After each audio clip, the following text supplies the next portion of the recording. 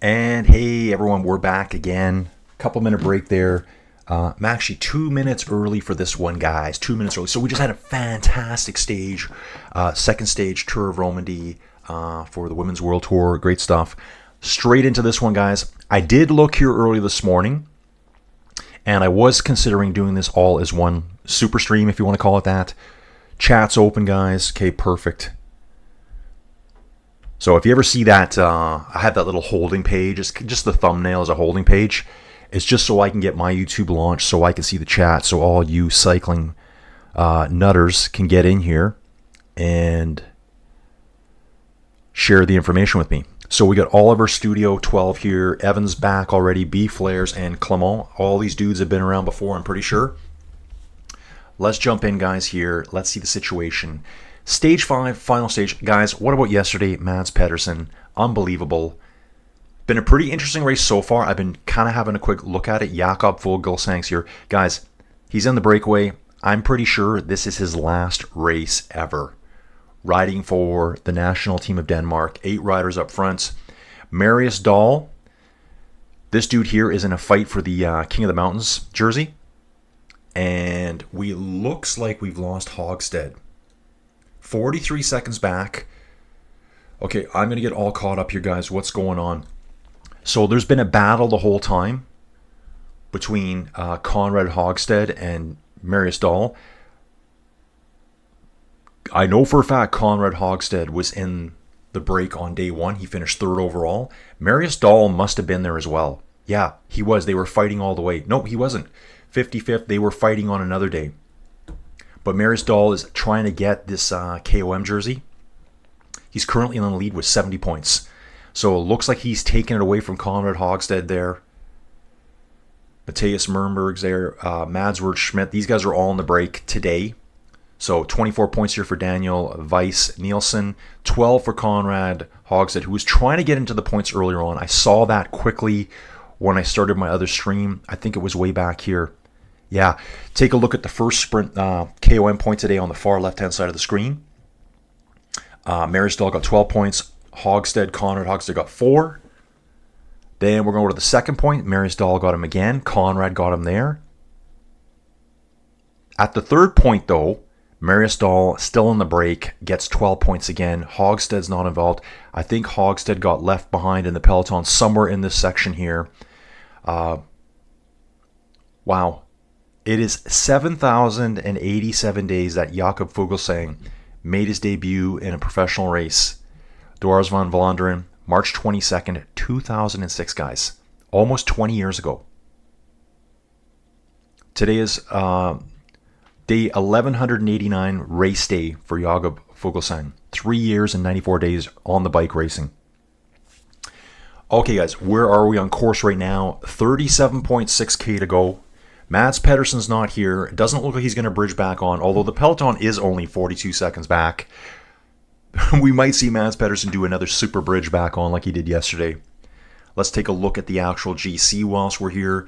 Mads Pedersen has a 58-second lead over Nicholas Larson. Really cheering for this guy to keep this second place position.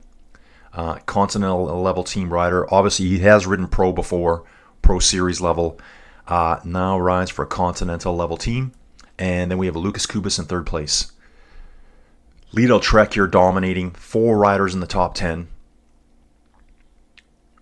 Alex Sigard here. Ooh, good thing about this guy here too. How can I do this here quickly? I'm going to do this quickly, guys. I just noticed this yesterday. Alex Sigard, right here, who's riding for Lotto right now. He's 22 years old, is transferring to Bahrain Victorious next year. So he's with Lotto, it looks like, till the end of the year. He'll finish out his year here and then move to Bahrain Victorious for next year. Probably a really good move for him. Jump back in. I should have my second page open, but I don't. Probably do that right away. Mads Andersen. Looks like one dude has gone at the front. Yep. It looks like a bit of a... It might be a Decathlon rider. Let me have a look. It's not. It's an Airtox Carls Ross rider. Is that who that is? Sure doesn't look like that on the jersey. He's probably wearing a jersey in the race right now. I'm going to figure this out for you here, guys. So one rider is off the front right now. And it's saying 42 seconds back to the Peloton. Jakob Fuglsang, 5 seconds back. Marius Dahl. No more points left for him to get, so he's got the KOM jersey, so great job for him. Marius Dahl. He's Decathlon development team rider. So great job for them. Got some good points there. And I'm going to catch up with the chat here, guys. Let's turn that up a little bit. Douglas Drain, hey Colin, nice to see you here, lol. It's been a long time since the Tour de France, I know, right? So guys, I just did a stream before this. If you want to see some more cycling coverage, go check out the Tour of Romandy Women's Tour. Really good race this morning. Awesome climb. Sumaz, Tzomaz, a climb I've never heard of. 12.8 kilometers at 8.1% gradients. They call it a Category 1. That's an HC to me, man. 1,000-meter climbing in 12 kilometers. That's brutal. Really good finish there. Go check that out. I just didn't want to have it all as one stream. Trust me, that was my plan yesterday, just to roll it through, because obviously, I guess just for views of my videos, I want to keep everyone around, just being selfish, Colin. But some people are only looking for the Tour of Denmark. Some aren't looking for the Tour of Denmark. So it's better to separate them, and hopefully everyone comes back in. Tim, we got Tim here. Tim Jobs. You think Kubis will secure the GC podium? Take a look at the actual GC here. He's probably riding right beside Mads Pedersen right now. He's 118 back. He's got a 4-second gap. Ooh. It all depends what Lidl-Trek does here, right? Jacob Soderquist on stage 3 won the time trial. Pretty handily as well. He's sitting in 4th place with his team leader sitting in 1st place. Dude, I think there's going to be a battle for that podium. There's going to be a battle for that podium. So here's this dude here. He's the Swedish national time trial champion. 1st place overall on that day. He's sitting in 30th after day 1, 30th day 2. That 1st place in the time trial, this is why you need a time trial at every race, guys. Every stage race should have a time trial. And obviously it should have a sprint stage. And it should have a climb stage. Let all the specialties of cycling be represented. Make a stage for breakaway days. That got him into 3rd place overall. Let's take a look at that time trial quickly. You can see here he was 6 seconds ahead of Alex Sigurd, who's another incredible time trialist. Mads Pedersen was right there as well, 14 seconds back. Nice UCI points for all these teams. Nicholas Larson, this is where this guy did it. Right here. Says he's riding for a Continental level team here. Nicholas Larson, let's have a look at him. BHS PL Beton Bornholm. Did ride Pro Series for UnoX Mobility for quite a few years. Started out in Team Colquick. Team Colquick is actually at this race today. So Team Colquick is another team that's been around a long time. Rode 5 years for UnoX and now at BHS. We still have one rider up the road.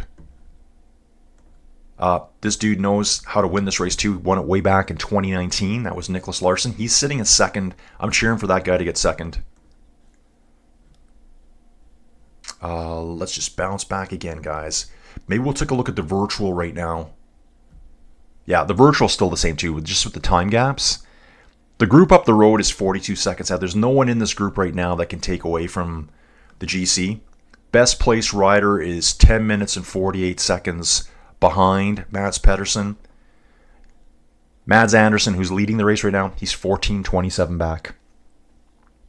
So we'll hang out here for a bit. I'm going to go through the chat here. Love the chat, guys. Yeah, so right now, attack going off the front here. It looks like, or it's accelerating. Visma's on the front. Alpecin de Koenig. Looks like we got Picnic Post NL in the mix. Yeah, Peloton's really stretched out here, guys. The front 30, 40 riders, single file all the way. Time to accelerate and bring these guys back. 33 kilometers to go. We're going to do 3. Well, we're going to go with that little bump 4 times. That's going to tear the field apart. It was about this point yesterday when Mads Pedersen said, "See ya, I'm gone." Just bridged up by himself. He did take one rider with him. He took another Mads. Who was that? The Mads rider for the national team. That would have been Tell you who it is right now. Mads Schmidt. Mads Schmidt and Mads Pedersen went up the road together yesterday. Eventually, Mads dropped him right before they started the circuits. It was on the entry of the circuit. And then Mads, I didn't think he'd make it. It was so far out. He had 30 kilometers of solo riding minimum by himself. Evan's saying, I guess after yesterday, Lidl has 41 wins with 11 different riders. They've had a good season. Absolutely. Dude, it's too bad their team got ejected from the Women's Tour of Romandy. Like, they would have probably had more wins there, too. Dawn's back again. Dawn, it's been so long. It has been so long, and definitely Shaka Khan, and we are in the pipe 5x5 here. Loud and clear, boys. Loud and clear.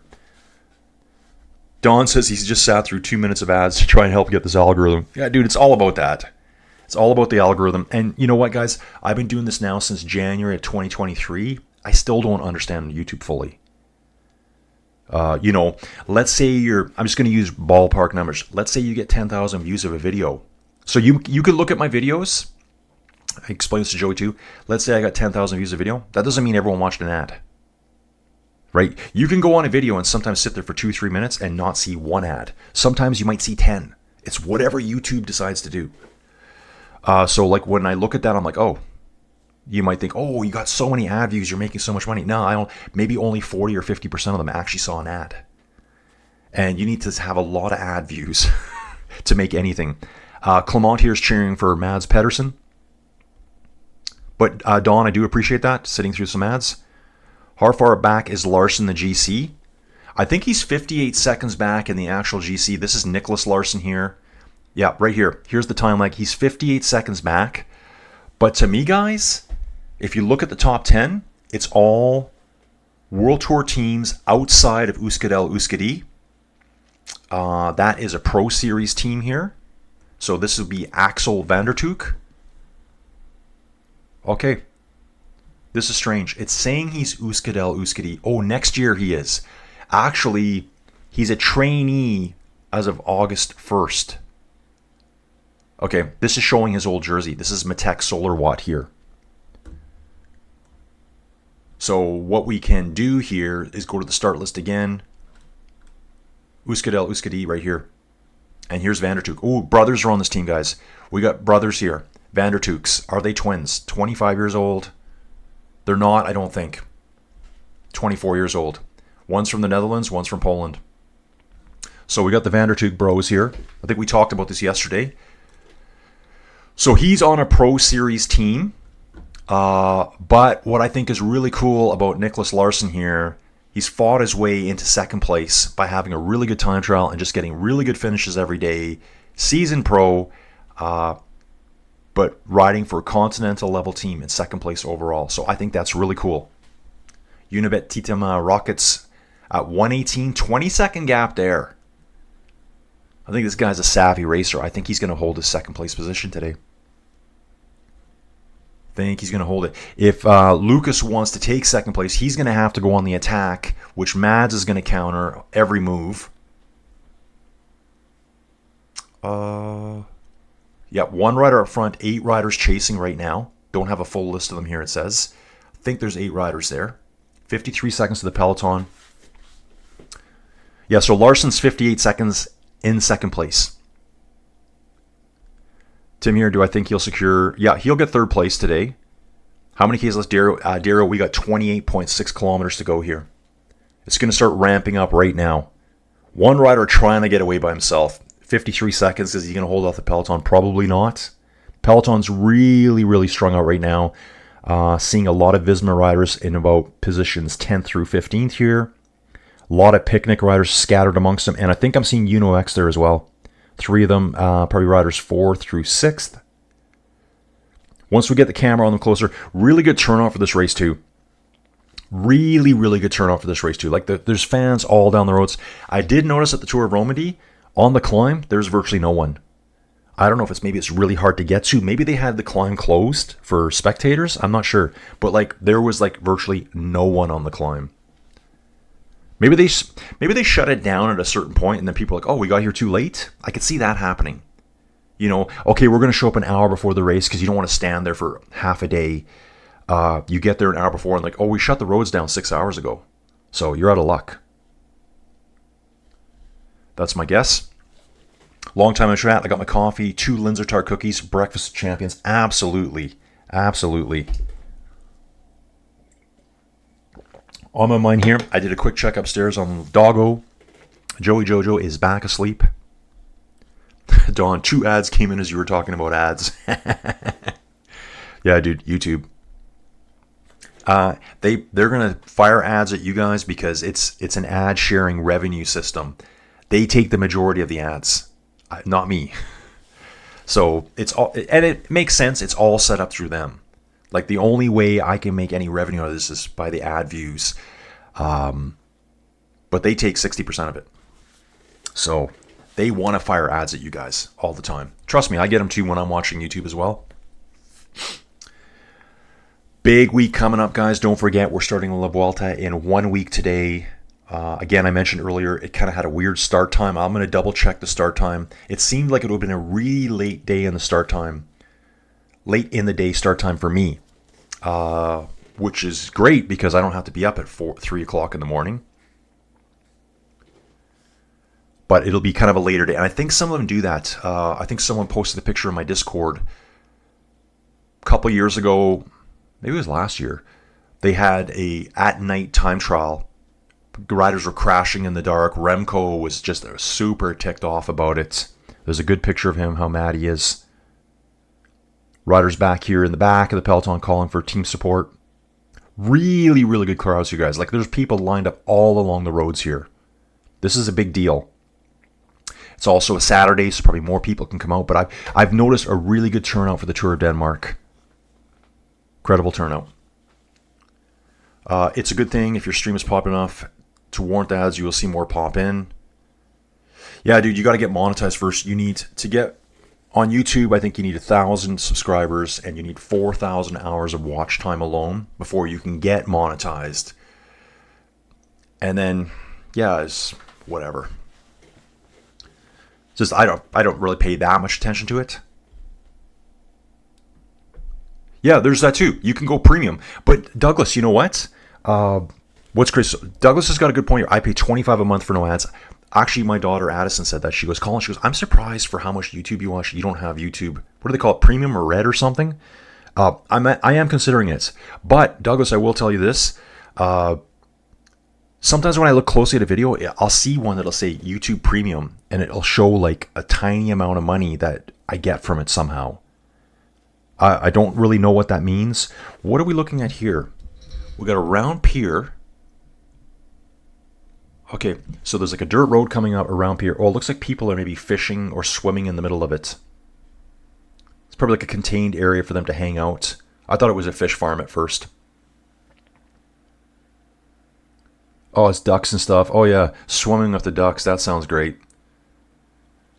You know what kind of water you got below you there, right? Just like duck mud, if you get my drift.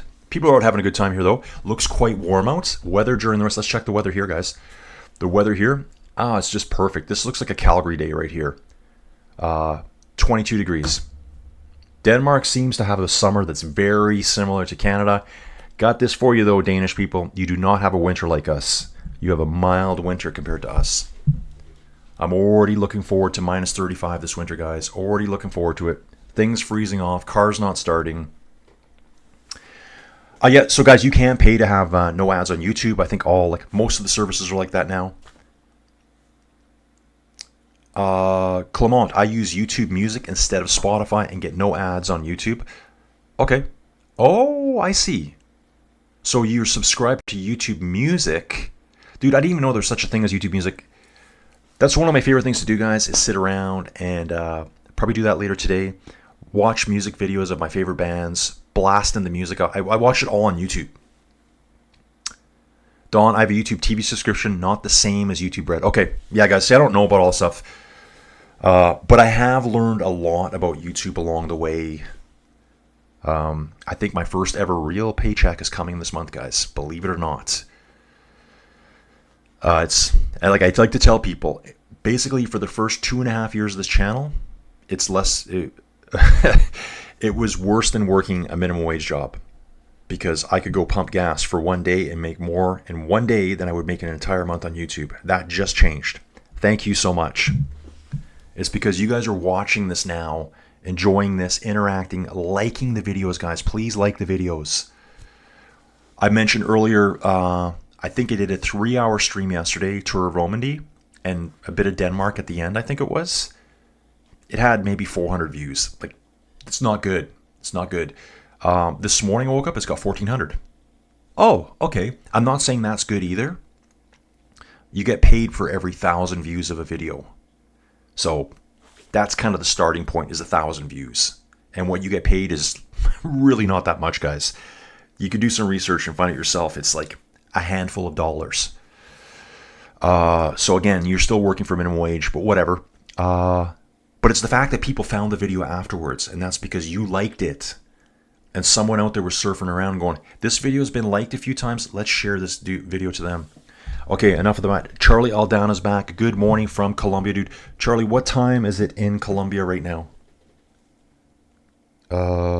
Like number 7. Yeah, like the videos, please. That's the only way people are going to get to see what's coming back. Come back to, okay, no, I don't want that. I've already got my internet figured out. Thank you very much. Oh, you get the clips. Okay, yes, you get the clips. That must be the YouTube music we're talking about. Wow, super nice here. This looks like a little steam wheeler boat they got going down the river here. Doesn't look that green to me, guys. Yep, doesn't look that green to me. Thought this was the land of green energy here. There's a river boat going down the river. Black smoke belching out everywhere. It doesn't bother me. That looks like a fun little trip to go on. Are climbing uphill right now, guys. They are climbing uphill. Just slight little gradients here. Quite rolly again. Getting close to entering the circuit, and that's where the race is really going to take off. Now they're saying there's only one rider left out front, Mads Pedersen. He's been out front quite a ways by himself right now. And yeah, I missed the 5 riders get absorbed by the Peloton here as I was dealing with the chat. Guys, I don't know what race I should do this week. I'm really thinking about it. As this is going off here, I want to show you this week coming up, okay? Ooh. I like looking at this tier 2. So pro cycling stats here, you can see Jonas Vingegaard has now signed up for the men's road race championships. Ben O'Connor has been announced for La Vuelta. Looking forward to that. Alex Aramburu for Cycling Classics tomorrow. Florian Lipowitz for Treval Veresine and the Giro dell'Emilia. Guys, I'm doing all those races. Those 2 races just mentioned there for Florian, I'm doing them. Those are one-day races. They're kind of the fall races. There's like a series of races that kind of lump into like the fall classics. Soren Verenskold, who is in this race, is doing the Deutschland Tour. Wout van Aert at Hamburg, that's tomorrow. Matthias Vasek at Hamburg tomorrow. Iljan van Wilder at the Deutschland. Max Schachmann at Deutschland Tour. Now, that's the question I was going to ask you guys coming up. Take a look at this. Tomorrow, we have the Hamburg Cycling Classics. That's a one-day World Tour race. Then on the 19th, that's Tuesday, the Tour de Limousine. That's a 2.1. So it's kind of like third-tier professional racing, but it's a stage race. And what I like about it, it looks super hard. I still haven't shown you guys a profile, but also on Wednesday, the Renui Tour starts. That's a stage World Tour race. On Wednesday, we also have the Deutschland Tour Pro Series. So, guys, I have so much going on here. Here's where I have problems. Take a look here. Okay, I want to come here. I want to come to Deutschland Tour. 4 stages. I have to come back here. This is where I got to come to. So, stage 1, it starts Wednesday. If I go to live stats for that, it starts at 4:30 Central Europe time. That's actually 8:30 in the morning for you. That's not bad. So then I'm going to look at the Renui Tour. This is what goes through Colin's head when he's sitting around. Same day, 5 stages here. Problem with this one, it overlaps with La Vuelta. So I'm going to be putting in some big days, guys. Some big days. Okay, this one starts like an hour and a half earlier. This one starts at 7. I could probably cover both these races that day. So this is the kind of stuff I think about, or dream about, I guess. Let's get back into this race. This is the one we're in, guys. 16-second gap now. Mads Andersen will be pulled back. He spent a good amount of time off the front here. Time to reel him back in. On the front here, Alpelson de Koenig on the front right now. Picnic Postnord rotating through, and Uno X. Going to see me looking this way a lot now, guys. Now I'm on the video. We got 20 Ks to go. Saying 16 seconds there. I'm a little bit of a time delay here. Remember, I'm getting the World Tour feed that's provided to everyone through Flow Bikes. Getting ready to see the Peloton coming around the corner. This guy's just going to hang on as long as he can. Doesn't have a chance of staying away here. So I'm noticing here along these rivers here, they have a lot of these docks they walk out onto, and they're big enclosed areas, so people can probably safely swim there, I guess. Walk around the edges of the docks, use it as a dock as well for boats. Beautiful countryside here. I love it. Man, get me to Denmark. Get me to Denmark somewhere. I need a Danish sponsor. That's what I need. I need a Danish sponsor. I'll come on over. I'll do some commentary over there. So I think we got one rider up front, and then the entire Peloton's chasing right now. There's no one off the back. They've all stuck together today. And you're going to see here, it's going to be quite lumpy at the finish, guys, because we're going to do the same climb 4 times. 3 times as laps, and then we're going to finish at the same climb on the 4th descent. So when you see me saying 1st, 2nd, 3rd, and 4th, you'll know what I'm talking about.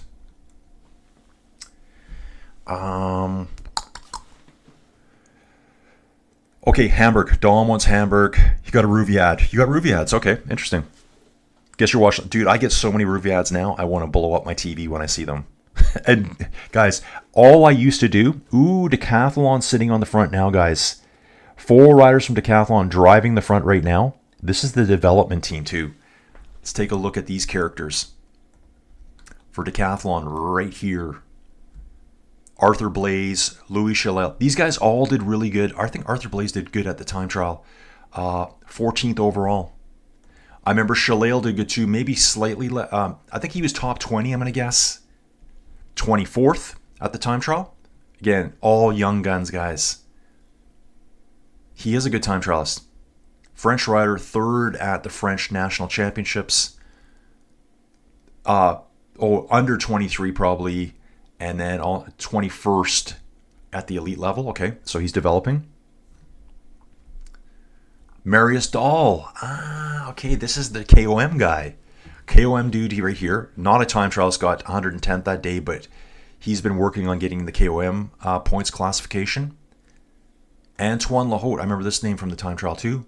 43rd. Oh, it was Antoine Lahaute who went on that huge attack yesterday. He tried chasing back to Mads Pedersen. Got 2nd place yesterday. Right at the line, it was Tibor Del Grosso who caught him maybe 20 meters from the finish. Passed him, but this dude did survive. Probably finished a couple seconds ahead of the Peloton. So big effort by him yesterday too. Wow. Love it. I was really cheering for him to stay away as well. Teams polling right now. The Danish national team, BHS Peloton. That makes us... Ooh. BHS Peloton spell and Team Picnic. So they're easy to see. I didn't see BHS, but that makes sense because they have a dude in 2nd place overall.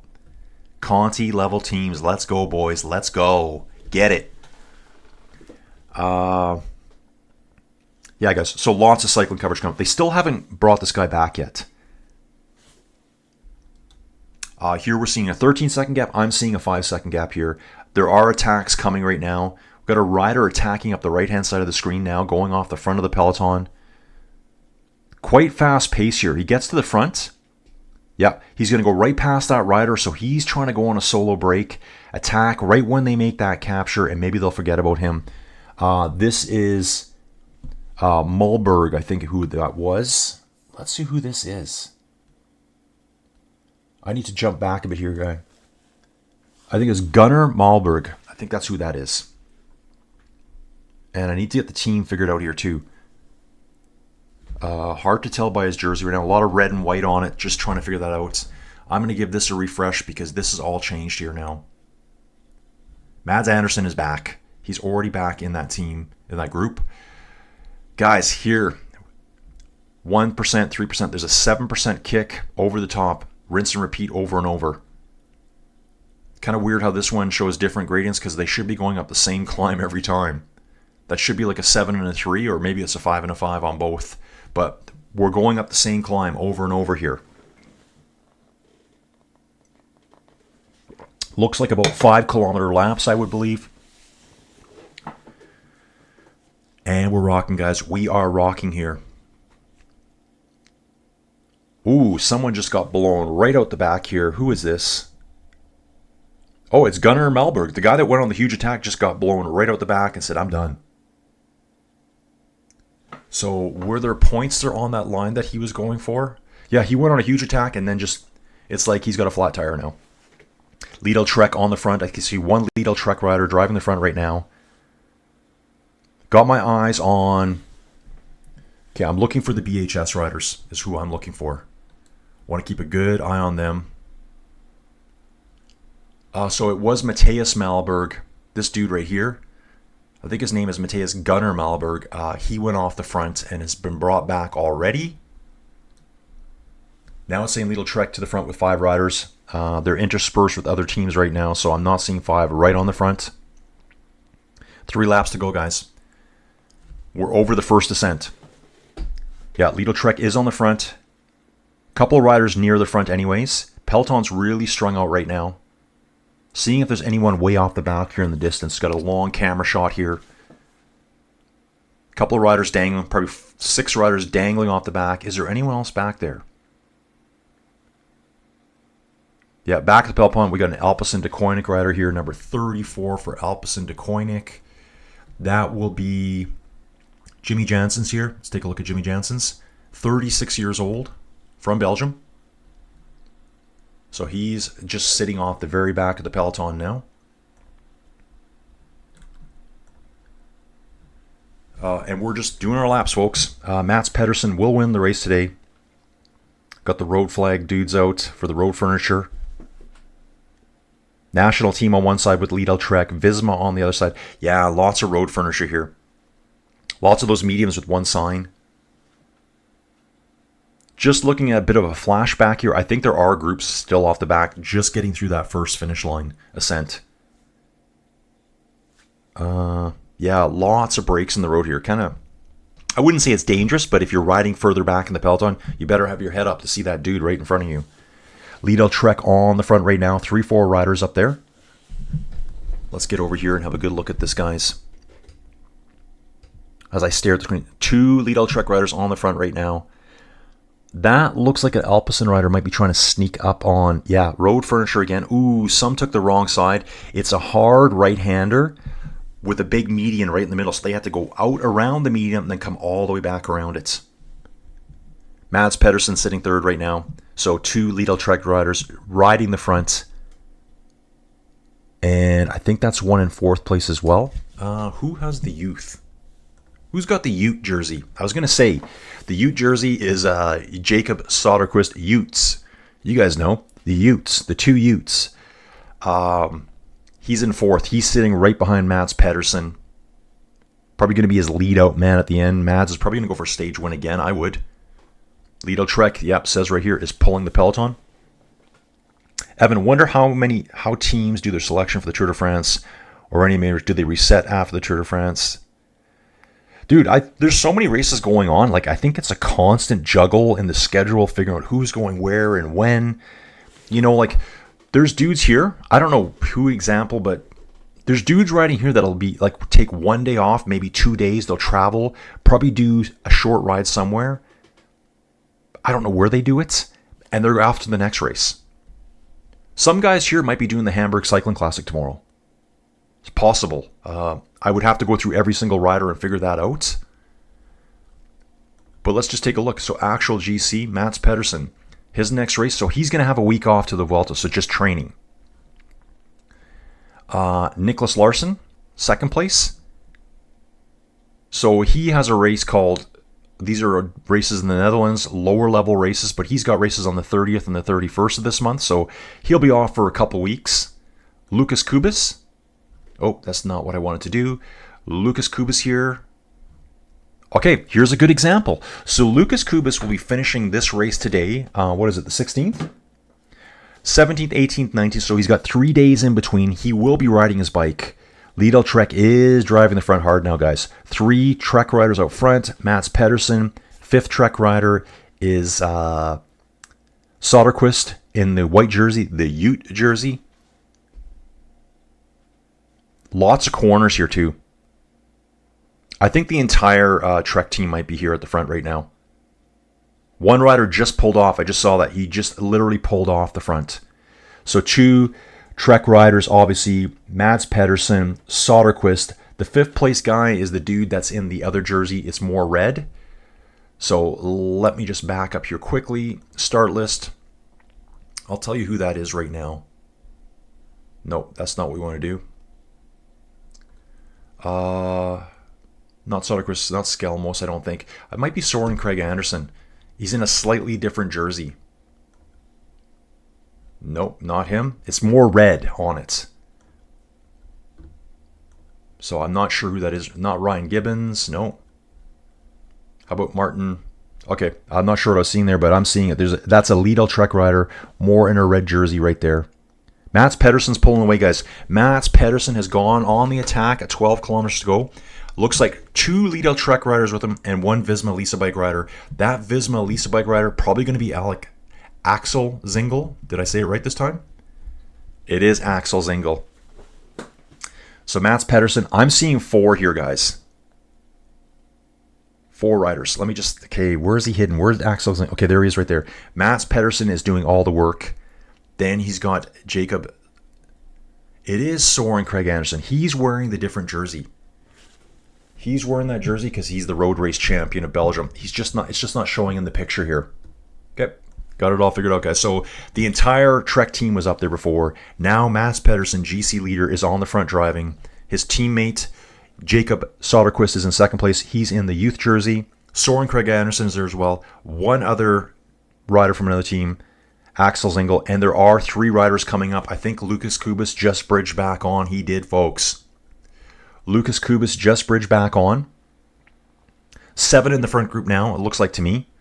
We're seeing 5 here on the PCS, but there's 7. Unless it shatters apart again. Now Jacob's sitting on the front. Jacob, Lidl-Trek rider, Soren Craig Anderson, Axel Zingel, Mads Pedersen, Lucas, and 2 more riders there as well. Jerseys, I think they're going to be... I think one's a BHS rider. I wonder if that is Nicholas Larson there. Could be Nicholas Larson there, guys. Let's go back to Lucas Kubis again, guys. Like, how do they decide what races? Look at this dude. So he's going to finish here today. 17th, 18th, travel home. Might be home in a couple hours. He does the Renewal Tour. That starts Wednesday. And then there's all sorts of other races here. I'm looking at the program on the right-hand side of the screen. So if he does the Renewal, he can't do Volta a España because it starts on the 23rd. The Renewal Tour is 5 days. And that's a big race, guys. I'm thinking I should cover that one. So that's Lucas Kubis there. What's Soren Craig Anderson doing next? Okay, nothing planned for him right now. 2, 4, 7 riders in the front, guys. 3 Trek riders. Yellow jersey, the blue jersey of the leader.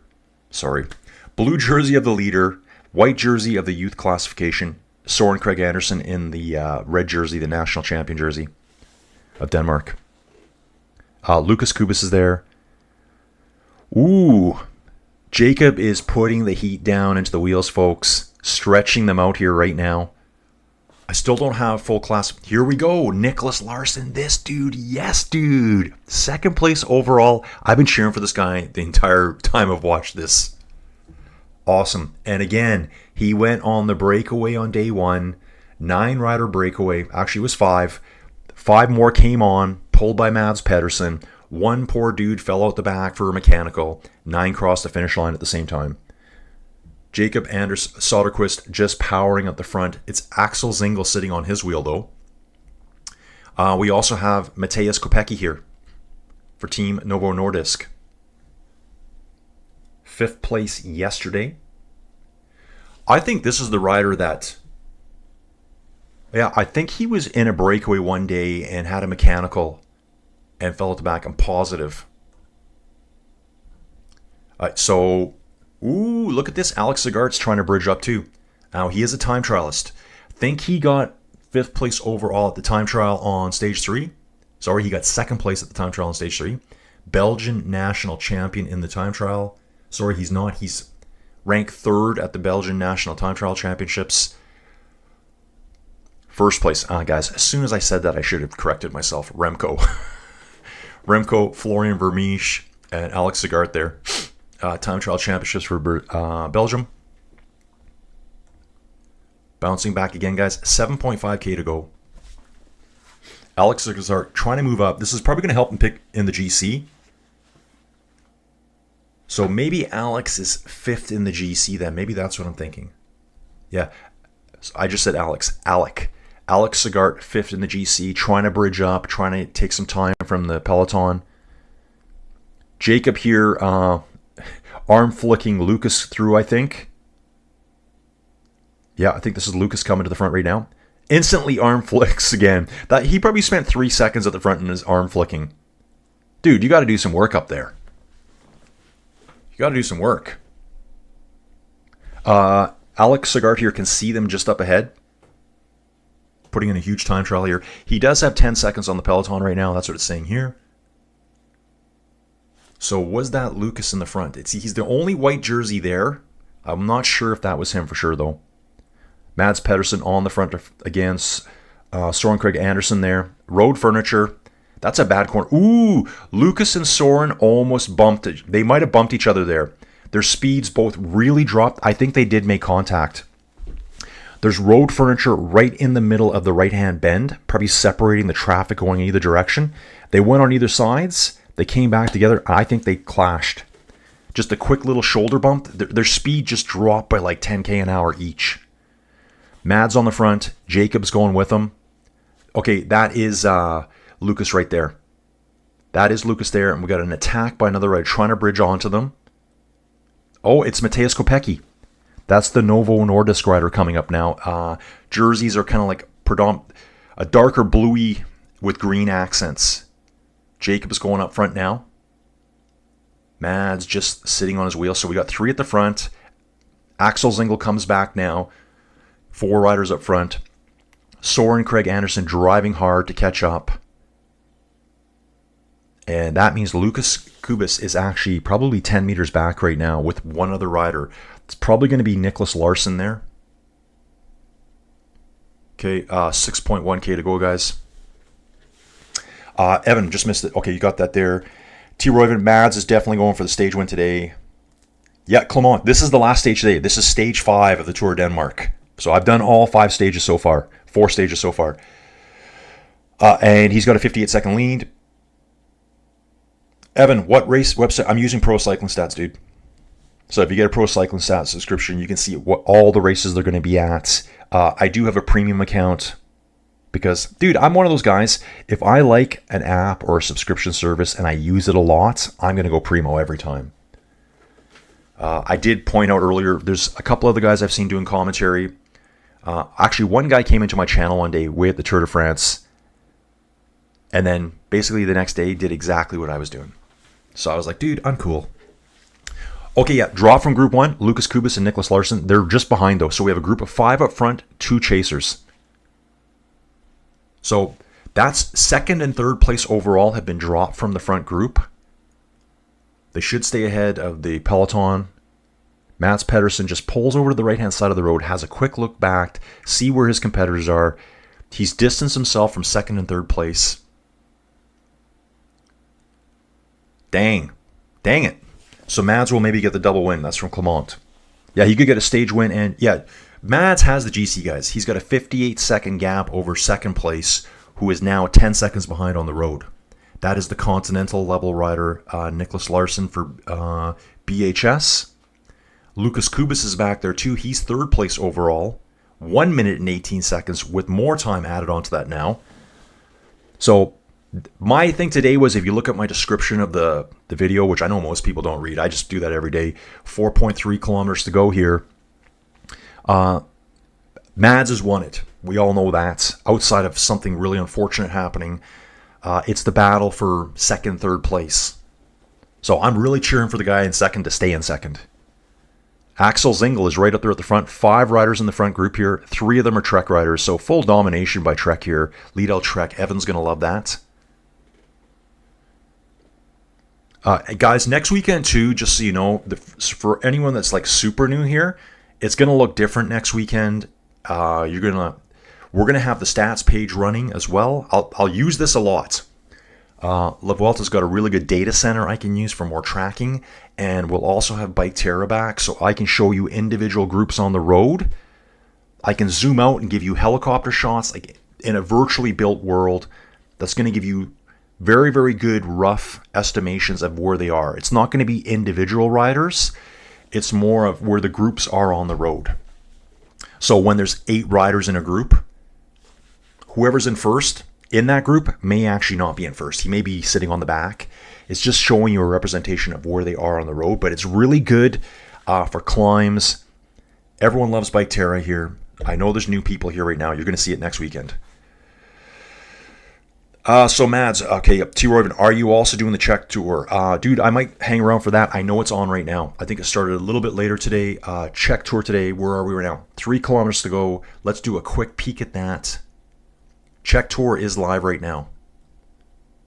So Czech Tour is live right now. We got 4 riders in the breakaway. Yesterday's Czech Tour was awesome. That stage finish, wow. It's a 2.1 race, so it's 3rd tier rung professional series. Stage race, though, that's indicated by the number 2 out front.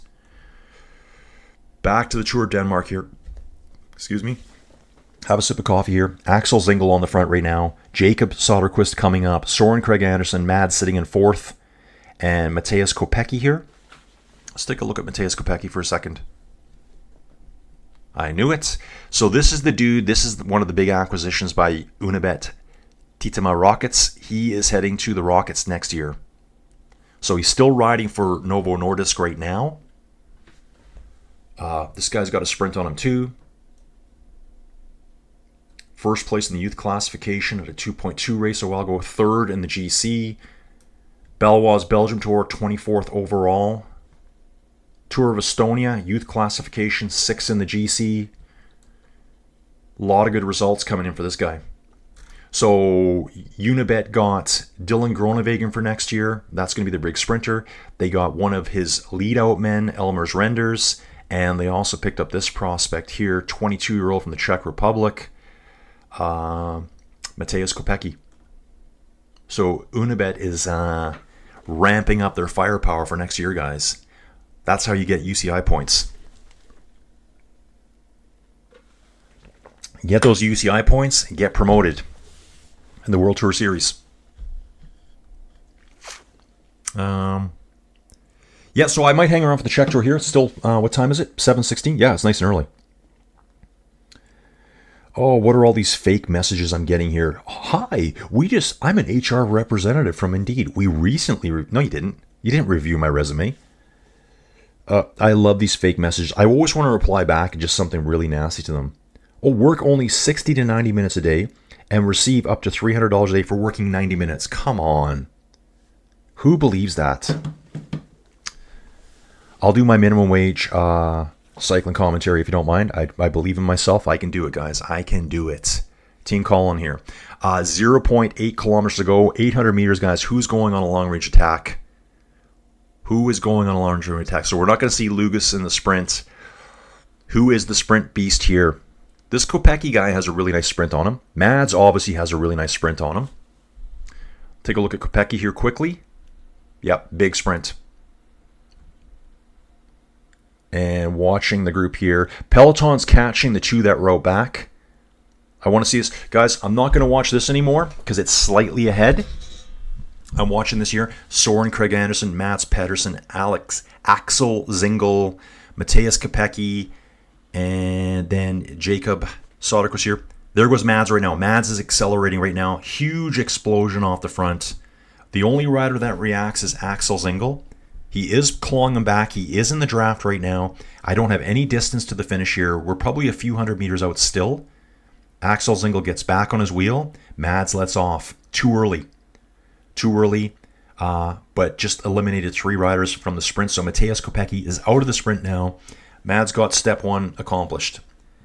Now he needs to get rid of Axel Zingel. However, Jakob Soderquist is towing Mateusz Kopecky back to the front. We got 4 riders back together. So Soren Craig Anderson is the only rider that's not there. I see stuff flashing up on the data screen, not looking at it. Not looking at the chat right now, guys. Sorry. They're all eyeballing each other now. Kind of thinking this Mateusz Kopecky dude might be pulling something out here. He's sitting on the back all the way. 2 Trek riders in the front. Oh, a clash here between Axel Zingel and Jakob Soderquist. Soren Craig Anderson is back. I have no idea where he even came back from. It's like he just appeared on screen. He's leading up Mads Pedersen. Axel Zingel. Ooh, huge acceleration by Axel Zingel. Just getting right up beside Mads Pedersen here. Mads Pedersen half a bike length ahead here. Looks like he's going to take this, guys. I'm just watching the sprint all the way here right now.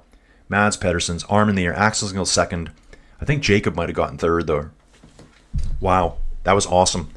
That was awesome. Yeah, deviation. Exactly, dude. Deviation. I saw it too. See what's going to happen there. I wonder if there's going to be any relegations coming up. Wow, I have no idea where Soren Craig Anderson came from. I said it was 4 riders. I'm like, where was the 5th rider? All of a sudden, he's there. So he must have been sprinting up the backside to do a quick lead out for the 50, 60 meters that he could. We've got Jacob here congratulating Mads Pedersen, teammates. I want to see the final GC. I want to see Nicholas Larson get 2nd place overall. I think he's got it. I think he has it here. So we're going to look at this here now, guys. Preliminary results. Trek 1st, 3rd, 5th, and 6th. So Axel Zingel did get 2nd. Jacob did get 3rd. Mateusz Kopecky did get 4th. Soren Craig Anderson is a rider that came up out of nowhere, caught me off guard. I was watching the video the whole time too. Riders with the most stage wins per edition, 2025, Mads Pedersen, 3 stage wins. Surpasses Evenepoel's 2 stages in 2021. I want to see the GC. Yeah, there was a little bit of a sprint deviation there. Watching riders come in here, Trek riders all parked on the side of the road celebrating at this point. There's 5 of them there right now. Who are we missing? Yeah, that was full domination by Mads there. Full domination. I thought Axel Zingel was going to get past him, actually. I thought he was.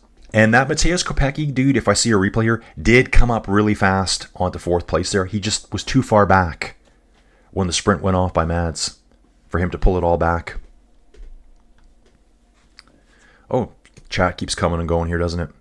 That was at 7:17. Okay, so we're back now. 7:18, 7:19. Yeah, great win by Trek here.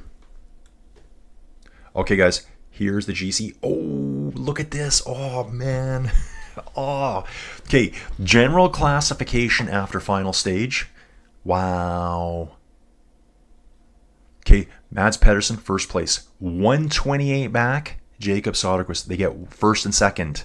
My dude, Nicholas Larson, he did hang in there, though. Gets 3rd place overall, 1 minute 30 seconds back. They got caught by the Peloton.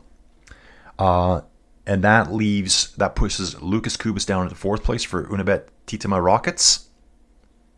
Alex Segart started the day in 5th, finishes in 5th. Soren Craig Anderson for Lidl-Trek gets 6th place overall.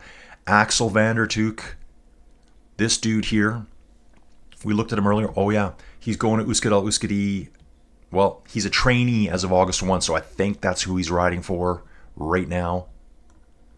I think he held his position in 7th. Matthias Skelmos in 8th. Mateusz Kopecky breaks into the top 10 here in 9th place. And Tibor Del Grosso secures 10th place overall for Alpecin de Koenig.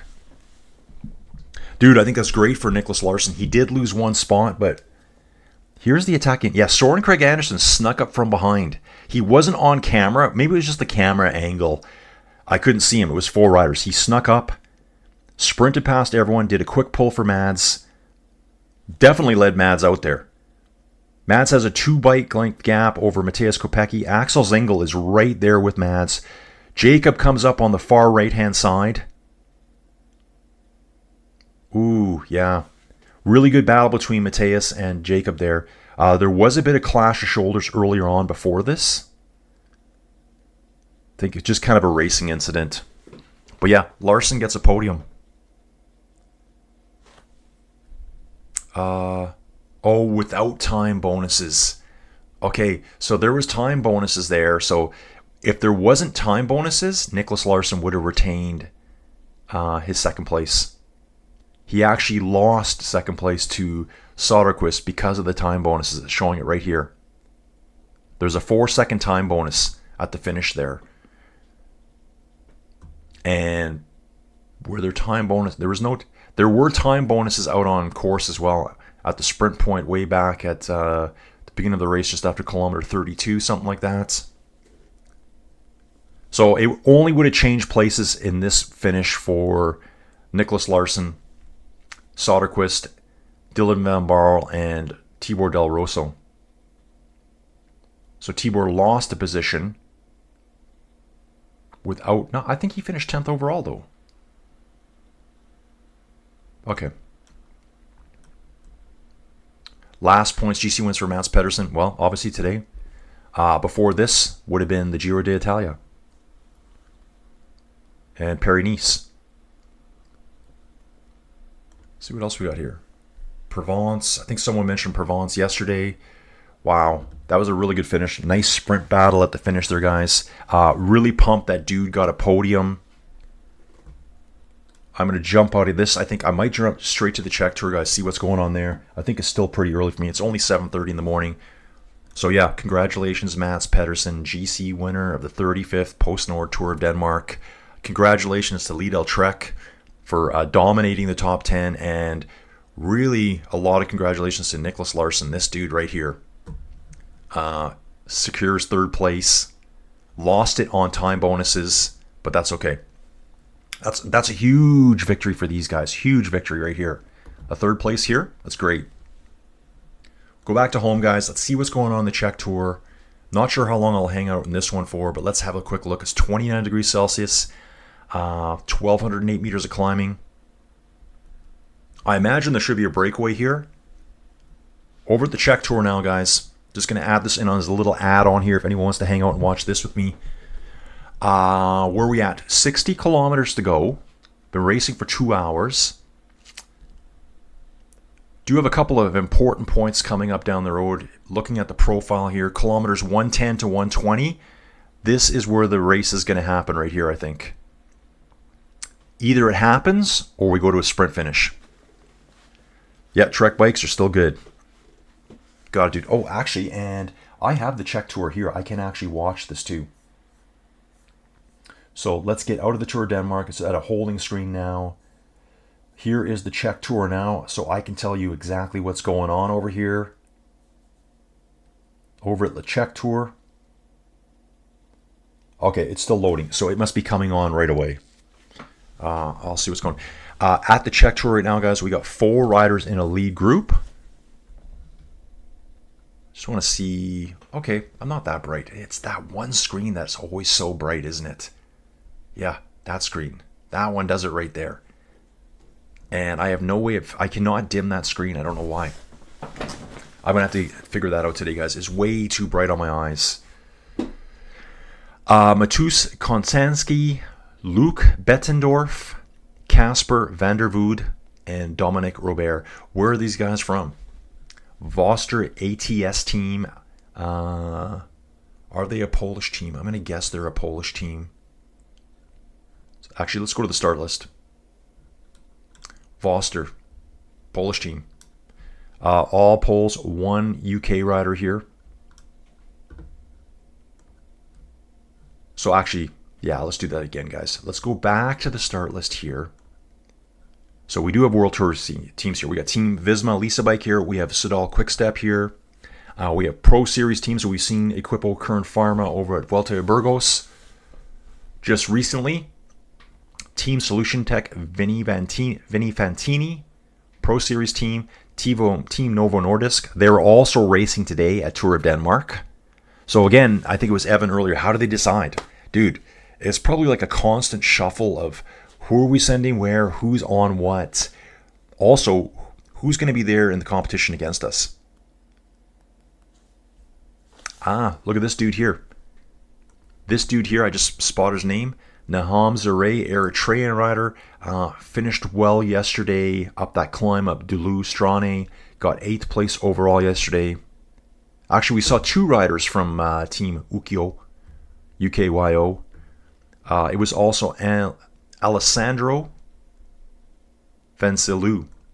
Got 2nd place overall yesterday. Here he is.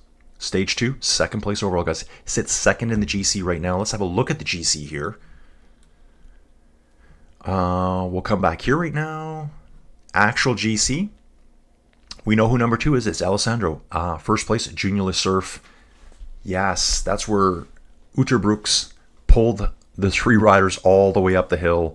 Last 150 meters, Junior went on a big attack there and took 1st place. Probably some time bonuses.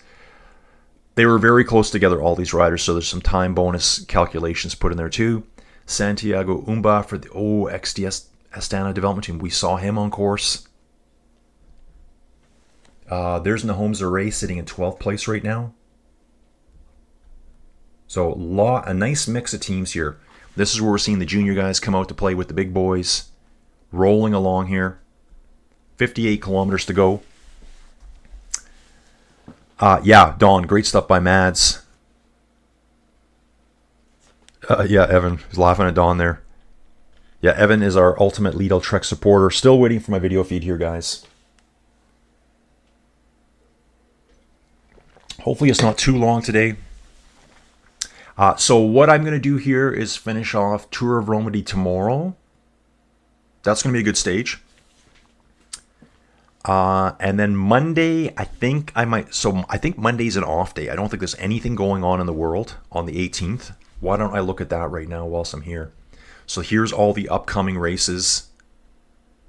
Okay, this just showed up in between this stream and the last one. The last thing I looked at was Jonas going to the World Championships here. Now they've announced Jasper Philipsen is signed up for the Hamburg Cycling Classic. That's tomorrow. So Jasper was at this race. Sorry, Jasper was at the Tour of Denmark. Guys, I have no idea where he finished, just to be honest with you. Like, I don't even know. I can look here quickly. Tour of Denmark. Actual GC. Where did Jasper finish? Did he finish the race? I don't even know if he... I think he was in 21st a couple days ago. I saw his time trial. I don't remember him yesterday. I don't remember Jasper Philipsen at the race yesterday. Maybe if we go to the start list, this is a better way to do it. Yeah, this is a better way to do it right here. Come to the start list, find the rider. Yeah, he did finish. So he got 14th in the points classification. He's just back on form right now. So take a look at this. Here it is, August 16th. August 17th, tomorrow, Cycling Classics in Hamburg. And then it shows his results per year here. Wow, that's awesome. So he finished 7th there last year. So he'll be jumping on a plane probably from Denmark, flying to wherever the race is in Germany. Hamburg, I guess. Would he fly or would he drive? I don't even know, guys. How hard is it to drive from Denmark to Germany? I think it's pretty easy. I think they're attached, so probably isn't that hard. So I think it's really cool that you can see all those movements of riders where they're going next. Obviously, we did Tour of Romandy this morning here. Elise Chabet. Yeah, races tomorrow. We've got the Cycling Classic. We got the Women's Tour. Romandy finishing up. Czech Tour will still be going tomorrow. Oh yeah, don't forget the Volta of Portugal is going on too. That's a really good race. That is a really good race. Time trial tomorrow. But Monday, August 18th, there's nothing going on. I might do my Vuelta preview on Monday, guys. Might do that on Monday. So if you want to see what that's all about, jump into the chat with me and we'll check it all out. Okay, here we are, guys. 4 riders still up front. 1 minute, 25 second gap to the Peloton. Okay, so they question why Mads wasn't at the Tour de France. Dario, how does the GC look for the Tour of Denmark? Dude, done now.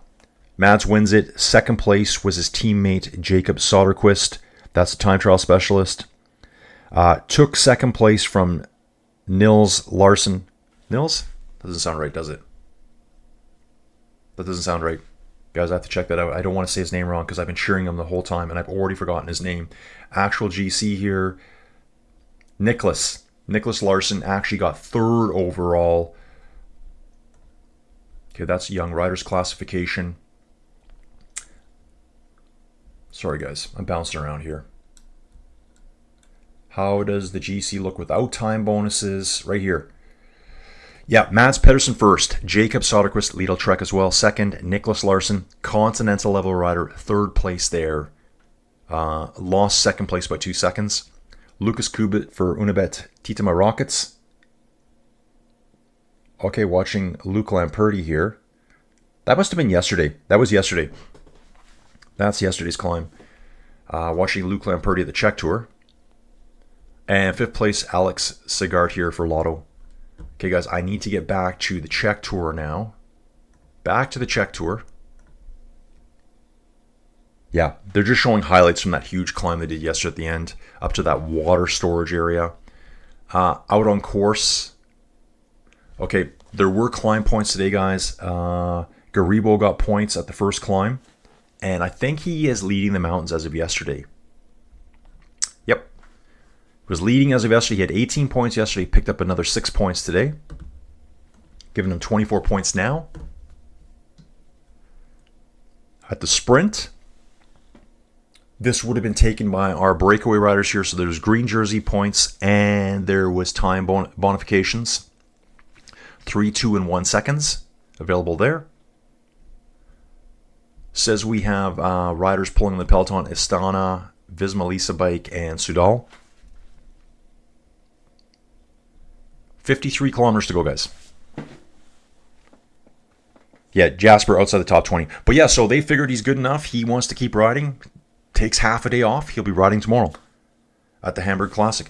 I will go back to that one again, guys. Let's talk about that race a little bit because I'm probably going to do it. Hamburg Classic. This is a 1 UWT, so it's a 1 World Tour race. Let's see if this will take me anywhere. 2025. What is the distance on this race? But you can see here, every World Tour team has to be here. All 18 World Tour teams, and then some professional Pro Series teams will be there. Looks pretty lumpy bumpy. Lots of little climbs out there throughout the day. And yeah, we can see a circuit here. Here's a full lap circuit on the bottom. Here's another one. It's the Vassenberg right here. Is that right? The Vosberg. We see the Vosberg here. We see it again. And I think we're seeing a portion of it here. Yeah, we are. Right there, Vosberg. So we enter a circuit before here, then do a full lap around. They must do 2 full laps and a partial lap at the very beginning. Yeah, this is going to be a hard man race right here. Either sprint finish or hard man escape action. So that's going to be pretty interesting tomorrow. Back to the live stats here.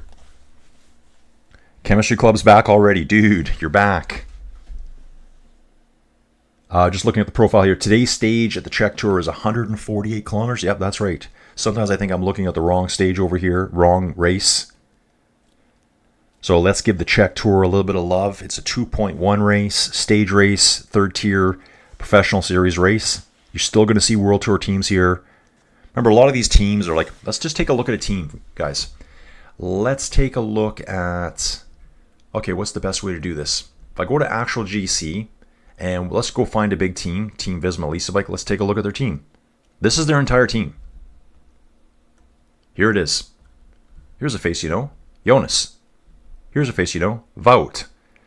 All their names are here too, so take 5 or 6 of these riders, send them to one race. There's another race that starts a day later. You got to send 5 or 6 to that one. There's a race that starts 3 days later. Who's going to that race? I think it's pretty hard to juggle all these numbers. Attila Valter there. A lot of mustache here. Sepp Kuss. Obviously Jonas, one of the Yates bros. Nico Kelderman. Wilco Kelderman. Isn't there a Nico as well? Thies Benoot. Christophe Laporte. Steven Kruijswijk. Dylan Van Barl, who was racing at Tour of Denmark today. Olav Kuj, I think he was at the Tour of Poland. Sepp Kuss again. Matteo Jorgensen, he will be at La Vuelta. Victor Kampenaerts, La Vuelta. Axel Zingel was sprinting today against Mads Pedersen. Very close loss to Mads Pedersen today. Tosh van der Sande.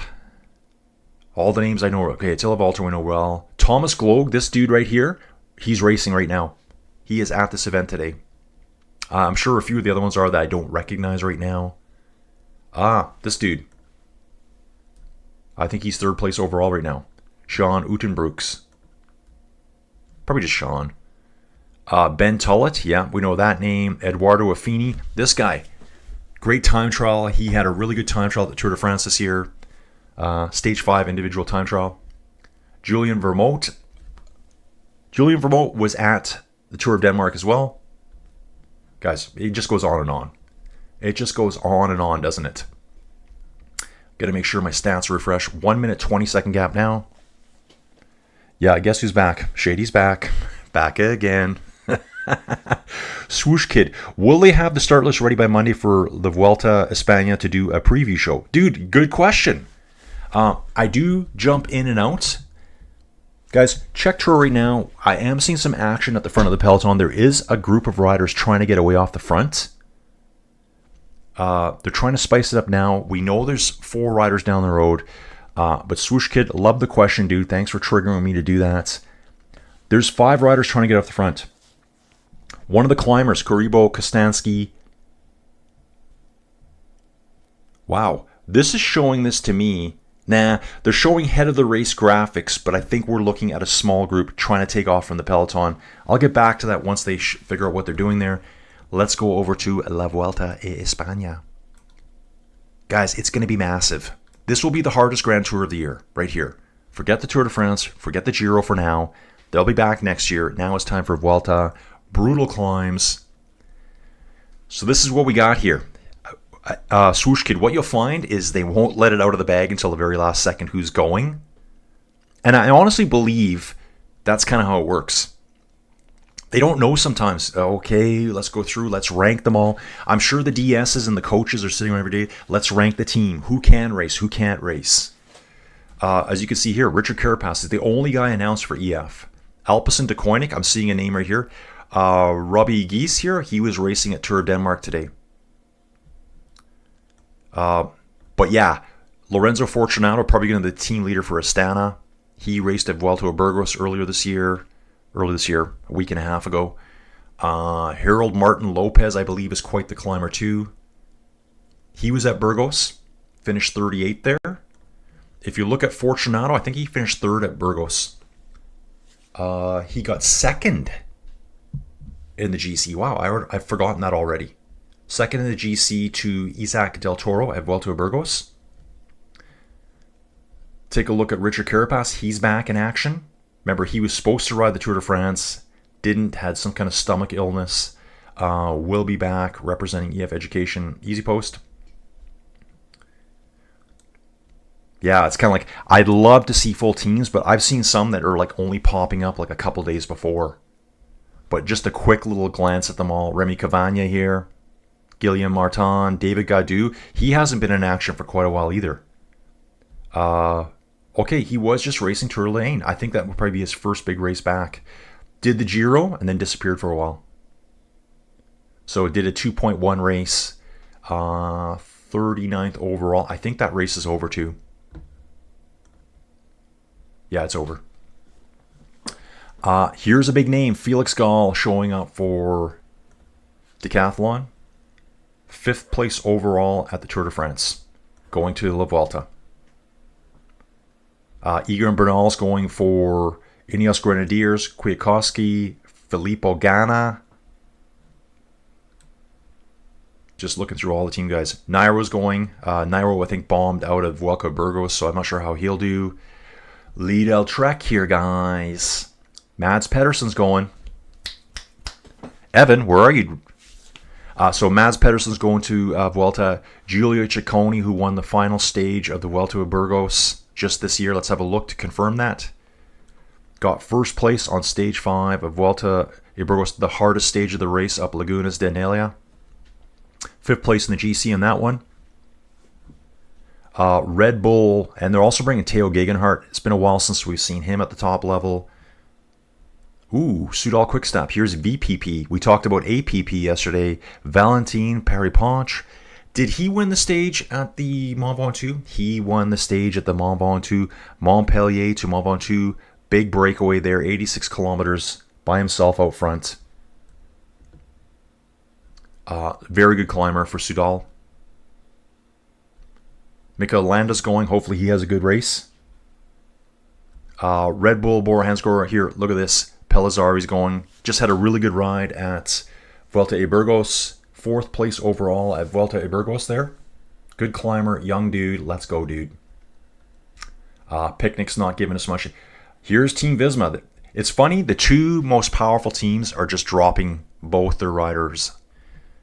Okay, so Team Visma Lisa Bike, Wilco Kelderman, Matteo Jorgensen, Victor Kampenaerts, Axel Zingel, Tour of Denmark today, Sepp Kuss, Jonas Vingegaard, Dylan Van Baarle, Tour of Denmark today, and Ben Tullett. Guys, this is virtually a Tour de France team right here. Jorgensen was at the Tour de France. Victor was at the Tour de France. Sepp Kuss was at the Tour de France. Jonas was at the Tour de France. So 4 out of the 8 riders here, it looks like, from the Tour de France. Take a look at UAE. Juan Ayuso, Jay Vine, Mark Soler, João Almeida, and the supporting, Groschartner. Pretty scary. I'm liking this. Derek G for Canada. Israel Premier Tech. Derek G, let's see his wins. 4 second place finishes at the Giro d'Italia. 4th in the GC at the Giro d'Italia just this year. He's like right there. He's right there. 3rd in the GC at the Tour of the Alps this year. 4th in the GC at Tirreno Adriatico just this year. So I think this might be his best year so far. Anyway, guys, so you can see not a lot of them are filled out yet. So, but yeah, good question, dude. I'm hoping we're going to see more names pop up real quick. What we'll probably do, I know what I'll do. I got to figure out 1 minute, 4 seconds gap back now, guys. I know what I'll do. So for my preview show, I'll do the route profiles. We'll talk about where they're going to be. Critical stages, talk about the time trials, kind of go through all the maps and stuff like that. And we'll talk about the riders that we know of. We're going to do full speculation, conspiracy theories about who's going to show up and who isn't. UCI, GPS tracking units, will they come into the mix? Just kidding, guys. And then when I do my other stuff through the week, every day I'll come back in and say, hey, check out who's showing up. Dave, your Vuelta on paper is the hardest, but they have... okay. Yeah, Vuelta on paper is the hardest, but they have so much mileage in their legs right now, it might feel easier to them. Yeah, some really tough climbs. I think there's 10 uphill or mountaintop finishes. There are some stages where they're generally flat, but they'll have a big hill at the end for a mountaintop finish. That's great for the climbers. The big guys can't get over the top and chase them down and beat them in the valleys. Mountaintop finishes is where the climbers really dominate. They do have 2 time trials. There's an individual time trial and there's a team time trial. Stage 5 is the team time trial after they transfer from France over to Andorra. Dave, everyone is in shape and hammering now, so even the one feeling weak are flying. Yes. Okay, check this dude out here. Martin Story. Story? Yeah, Martin Storey maybe. How likely have those lineups been decided for months? Dude, I think very unlikely. Okay, so here's a question. If Jonas... It's a good question, Martin. If Jonas would have won the Tour de France, would he race the Vuelta this year? That's my question back, I guess, right? It's always developing. It's always on the fly. They're watching. Jasper Philipsen said in an interview just recently, because remember he crashed at a stage 3 Tour de France. He said, I'm not sure if I'm going to the Vuelta yet. I really want to go. Let's see how I do at Tour of Denmark. Tour of Denmark just finished today. He's going to Hamburg Cycling Classics tomorrow. It's kind of an all feel. It's probably day to day for a lot of these riders. They know the main guys. Papa Marino's back. Hey guys, just got in from work. How did Urska and Mads do today? Dude, Papa Marino, Mads won the GC overall, won the final stage. That gives him 3 stage wins at the Tour of Denmark. So that race is done and dusted now. Second place was his teammate Jacob Soderquist, who won the youth/Utes jersey, as I call it. Third place was the Continental rider Nicholas Larsson. So great for him. Lucas Kupas finished 4th. Alex Sigart in 5th place for Lotto. Urska had a great ride up the climb, guys. Tour of Romandy. That climb was brutal. 12.8 kilometers at 8.1% average gradient. Let's take a look at the actual GC here. It is, okay. I'm seeing a Soudal rider. I'm like, Luke. No, it's Junior Lesurf is in the actual GC rider right now. Yep. So here is the overall standings at the Czech Tour right now. Could be a day for a breakaway. These guys have only got a minute gap. We're going to start doing some climbs here, uncategorized climbs. They probably are going to be pretty steep. They look like little walls. Got to get over this last wall fast.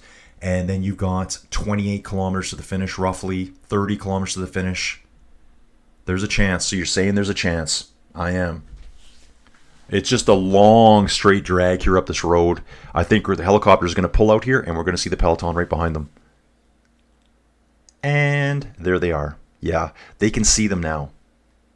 They can probably see the helicopter hovering up ahead too. So they're going to pull these guys back probably right before the climb start. Urska, yeah, so her teammate, I think it was Maria Benito, sat on the front for probably 7 kilometers and smashed everyone to pieces.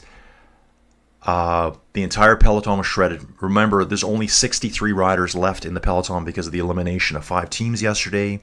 Disqualification, I should call it. Maria pulled over, and I think another rider pulled over too at that point.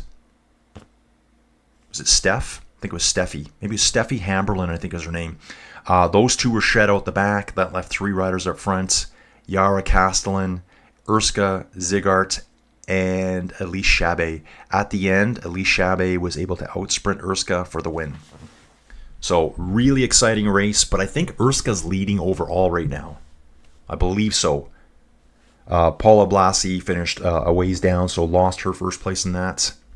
While I'm here, since the question's been asked, I don't want to give spoilers, but if you want to watch it, yeah. Okay, so I think that was today. Yeah, that's results today.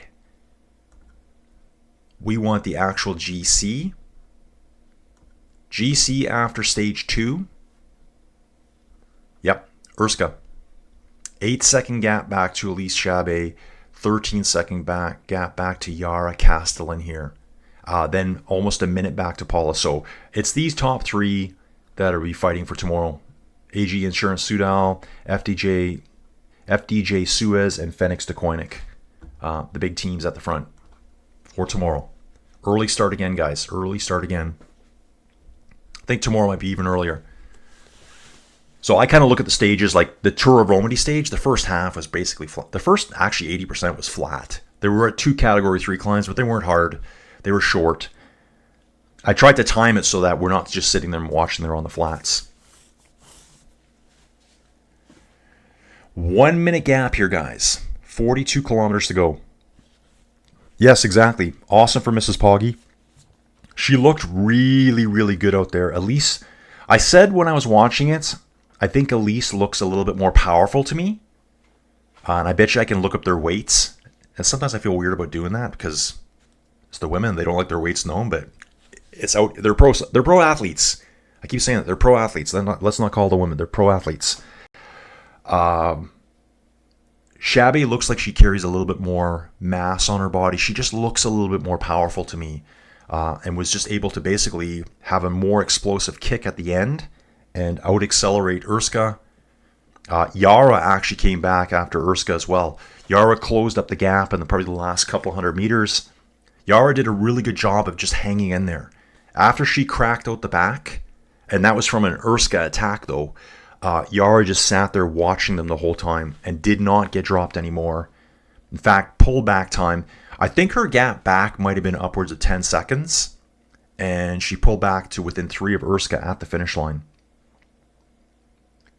So Czech Tour here, guys.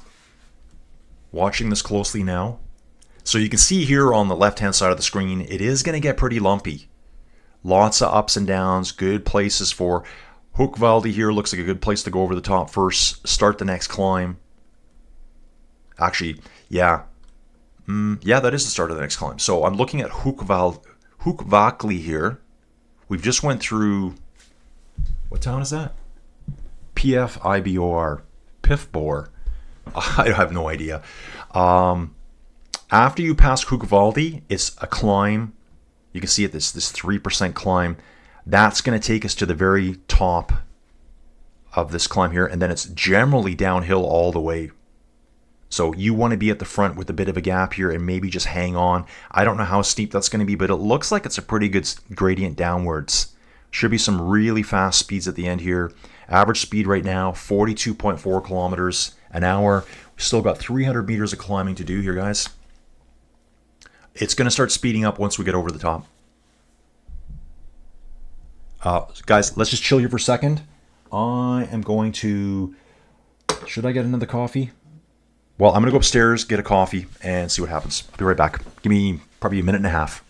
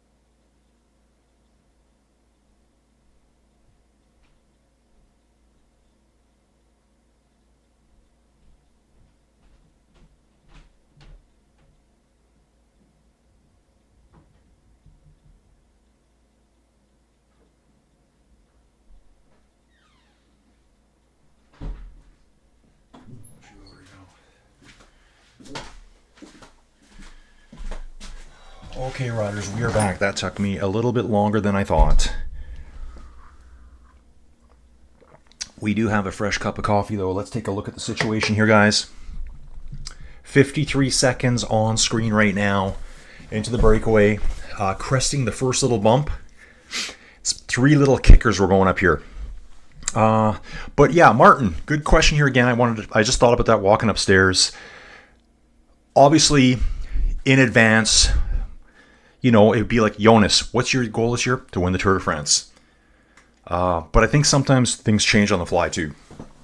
Obviously, the GC guys, they'll pick things out. Like, you're going to win this, you're going to go to this one, and you're going to go to this one. Carapaz was supposed to be at the Tour de France. Got sick beforehand. Obviously, the next thing, what's the next Grand Tour? Let's send you to the Vuelta. I probably bet you that Carapaz was not going to go to the Vuelta after doing the Tour de France. Now he is, because he missed the first one. Don, we are still here. Dude, thank you so much. Yep, get the coffee in, guys. 38K to go, so that's what I'm going to do. Here's my plan, guys. 8 o'clock in the morning for me. Been going since 4:30. I think we went live. So that's not bad. It's only 3.5 hours. We got some time still. I'm going to do this. I'm going to do my chores outside. Hope you guys are going to have a great Saturday. I'm going to do a Zwift ride. I got to do my ride of the week. And then I'm going to do nothing. I hope there's nothing planned for me. I'm going to do nothing today. Going to have a chill day, I hope. You never know. Joey might have me going out somewhere. We have had a crash. Unai Zanai here. Unai Asnar for Equipa Current Farmo has crashed somewhere. I haven't seen it on screen yet. Has crashed. Hopefully nothing too serious for him. And Chemistry Club. Hi, I hired a bike from an ex-pro cyclist named Danilo Hondo. I totally know that name. Danilo Hondo. He was quite funny about his murky past. Oh, dude, I love it. So you went to Mallorca. Dude, like, Mallorca would be so great to get to. It's just so far from here to go there. Kind of my dream right now. This is my ultimate dream right now, is the channel does well enough. Attacked by a rider, Metek Solarwatt. Okay, was this the other team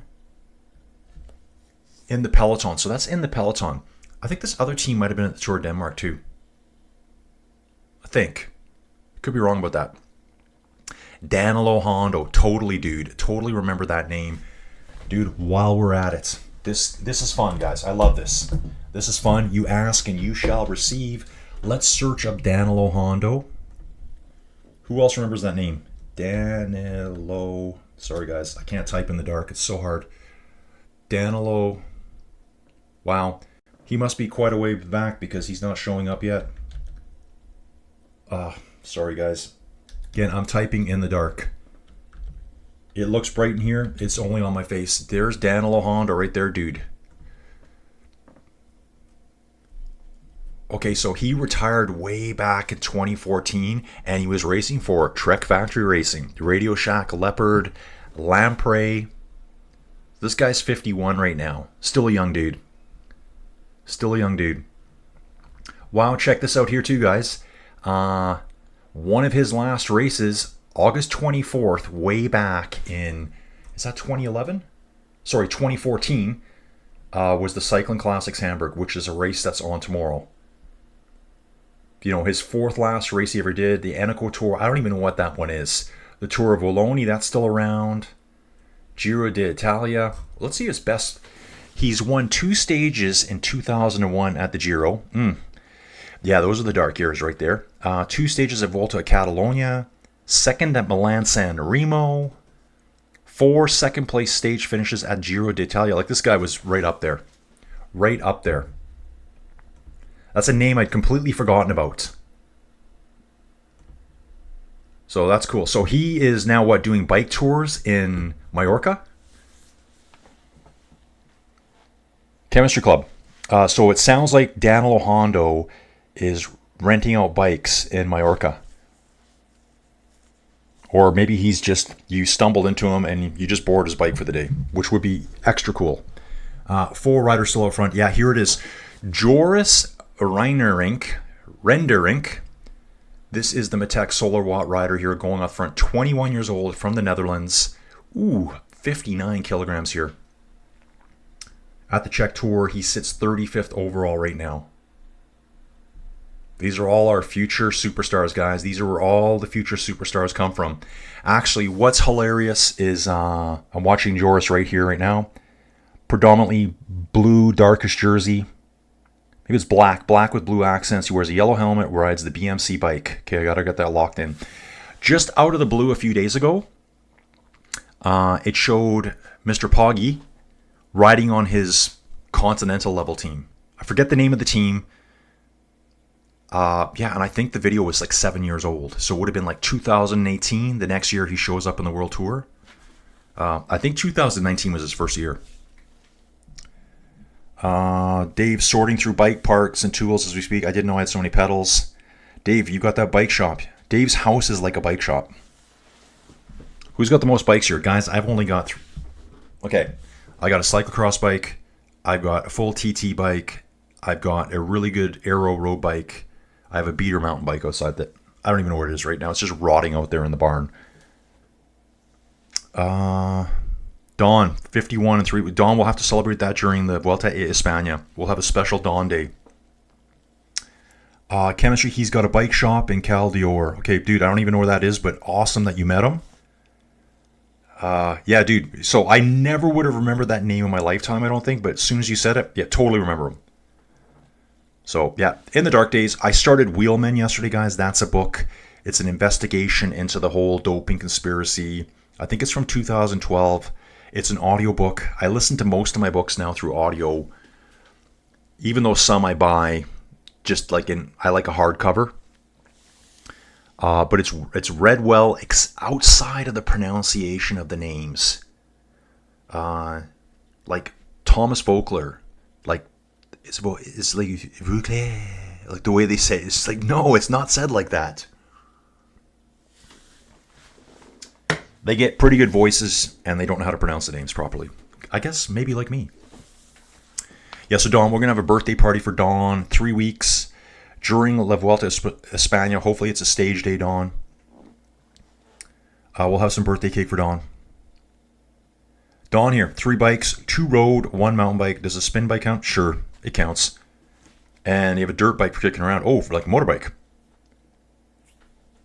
I know some of us have too many bikes. I get hung up in it too, guys, but I swear, I think I talked about before.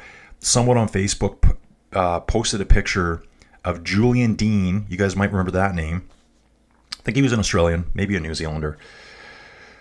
It was a 2003 Cervelo, one of the best looking bikes I've ever seen in my life. I mean, yeah, rim brakes, don't care. Where I live, I don't even need disc brakes.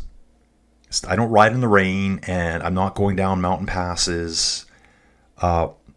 Outside of the shifter cables that were coming out of the levers themselves, you know, they crossed right in front like the old school way.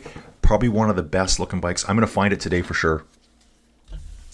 I just don't know how to do that search on Facebook to find it again now. And you know what? That bike is probably plenty fast. And if you put Julian Dean on it, again, he would beat all of us on our brand new bikes. Oh, check this out. Which riders at the start of the Czech Tour are the longest on their team? Wow. Yves Lampaert has been on the same team for 10 years. Lucas Myler for 10 years as well. Yves Lampaert, Soudal Quickstep. In one form or another, because it's changed names quite a few times. Edix Quickstep Floors, DeCoinic Quickstep Alpha Vinyl Team, now Soudal Quickstep. So 10 years at the same team. Probably going to retire there. Lucas Myler. Who's this dude? Team Vorarlberg. Same team. Continental team for 10 years. Time trial specialist. So just at Continental level there. Daniel Geismeyer. Team Vorarlberg is again. They keep their riders around. He's been there 8 years. James Knox, 7 years at Soudal Quickstep. Okay. So Soudal Quickstep has a lot of loyalty to their riders. Oh, he started on Team Wiggins way back when. What happened to Team Wiggins, guys? I don't think they lasted very long. 31 Ks to go, guys. It's really the race is gonna launch right after the top of this climb. Okay, so the dude that was trying to take off, Joris Renderink, got caught by the Peloton. So it's just 4 riders up front, 56 seconds back. Don, me too. No disc brakes, rim brakes on everything. My mountain bike has no suspension. Evard Mappe back in the day, Tony Rominger and Tom Steels. Yeah, Tom Steels, love that guy. Yeah, so my aero road bike does have discs, but I don't need it. I think a lot of us, guys, this is Colin's don't waste your life and money on bikes when you don't need to. If I was to get into bikes right now, I'd go find a 10-year-old bike that already has everything you need. If you don't ride somewhere that you need disc brakes, they're not going to do you any favor. I'd say in the long run, disc brakes might be more annoying. Disc brakes are perfect when they're perfectly set up. When they're not perfectly set up, very hard to figure it out how so that they're not going to rub your rim all the way, that they're not scraping every time it goes around. Here's the catch being made. So yeah, it's about a minute back here. 31.5K to go there, 32K to go here. He's pulled back in. Looks like a Soudal rider on the front right now. Yep, James Knox pulling in the Peloton, saying right there. So there is a Soudal rider on the front. And I think it was James Knox, I just said, had spent 8 years or 7 years. Yep. Looks like 7 years at Quickstep, Soudal. So he's been around there too. Yeah, like, you want to go, yeah, go buy yourself a 14-pound bike. You can just get a 16-pound bike. That's probably just as good. Just maybe ride your bike a bit more and lose 2 pounds yourself. Because the difference in cost between those frames alone is going to be staggering. Thousands of dollars. Thousands of dollars.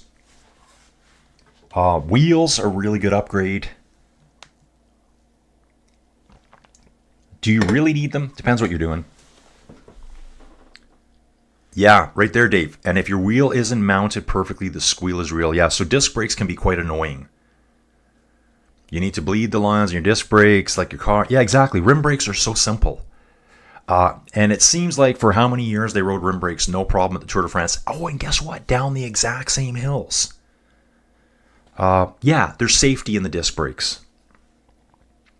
But if you're not going to, like, I'm a flatland rider here, guys. Unless I go out to the mountains, I'm riding on the flats all the time. There's just little coulees, little river systems I ride through. Like, you're down in them for 15 seconds and you pop up out the other side. I'm right in the prairies. I can see the mountains. I go up one little road. I can see the mountains in the distance. So I do not need disc brakes here. My cyclocross bike outside is perfect. My aero road bike would be perfect with just rim brakes. Don here. I have carbon wheels too light. I don't use them too often. Yeah, I've got a set on my Cervelo S3. I have Envies on them, and they're awesome, and they're super expensive. You know, you could, for the cost of my wheels, I could have bought myself a really nice bike with aluminum wheels. That would be just as fast. Realistically, just as fast. The carbon wheels sound cool, that's it, and they look cool. That's it. So don't get hung up in like, oh, I gotta go out and do this, I gotta do that. It's not gonna make you a better cyclist. It's just time on the road. Here's Sean Uterbrooks again. Team Visma Lisa bike and the white jersey, probably the best young rider here. Let's have a look at that. I want to confirm this now, just like a lock. Yep, he's the best young rider, 23 seconds over Alexander Hajik. 4 riders down to 32nd, guys. It's coming back now. And now it's going to launch. Let's see, we're at a 41.8 kilometer average now. I bet you for the next 30 kilometers, we're at 118 kilometers done. We're going to 148. For the next 30 kilometers, it's going to be high speed racing. Last arrivals in Ostrava, won by Luke Lamperti last year. So we've been to this town before last year. It was won by Luke Lamperti, stage 1 of the Czech Tour.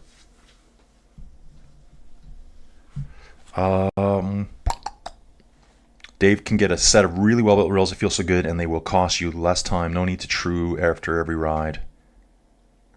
Yeah, that was wheels back in the old day for me. Dave, Mavic CPX 14 best wheels ever. 10 years, true, one time. Wow. Yeah, Dave, I don't even ride outside enough anymore. That's another benefit of riding inside. Guys, I do want to ride outside. I really do. I see people riding, so I'm like, oh, yeah, but just here, it's boring. I've ridden every road so many times. I should pull up my Strava and show you what some of my boring rides are like. Oh, CXP14. So, Dave, are they a carbon wheel? I don't know enough about Mavic wheels to know for sure. Yeah, carbon wheels are expensive. I paid... And they were used... Dude, that sounds cheap to me. But they were used wheels. $300 for the front wheel, $400 for the rear wheel plus cassette. And they were used. Dude, the set of Envies I'm rolling, $3,000. For 2 wheels. Yeah, but you're right. I know what you're saying. You could have stopped eating donuts for a week and got the same weight savings, marginal gains. Yeah, you can spend a ton of money on carbon wheels. Now I'm seeing a lot of stuff showing up on YouTube, like all these really, really high quality bikes coming out of China. I guess they perfected the techniques there, watching alloy deep aero. Okay, nice. Yeah, I don't want to be Mr. Vintage. I mean, a lot of guys, it's the same as cars, right? Oh, the old cars were better. Nah, they weren't really. They were cooler. I think someone else mentioned earlier, I like retro mod. If you were to give me like a 1968 something or other car, I'd want a retro mod version of like modern steering, modern suspension, modern brakes, modern stereo, modern AC. I'd want that all built in with the look of the old car. Came on my used 96 Specialized Alley, $600 for the bikes in 2006. Yeah. Alley's a really good bike you guys can get into. They have multiple different models of it. I think you can get into the aluminum starter, which is a great race bike, for like $1,200. Donna's Mavic Wheels 2, deep dish, lightweight aluminum. I think they are old. Yeah, guys, let's think about it. Like Lance wasn't...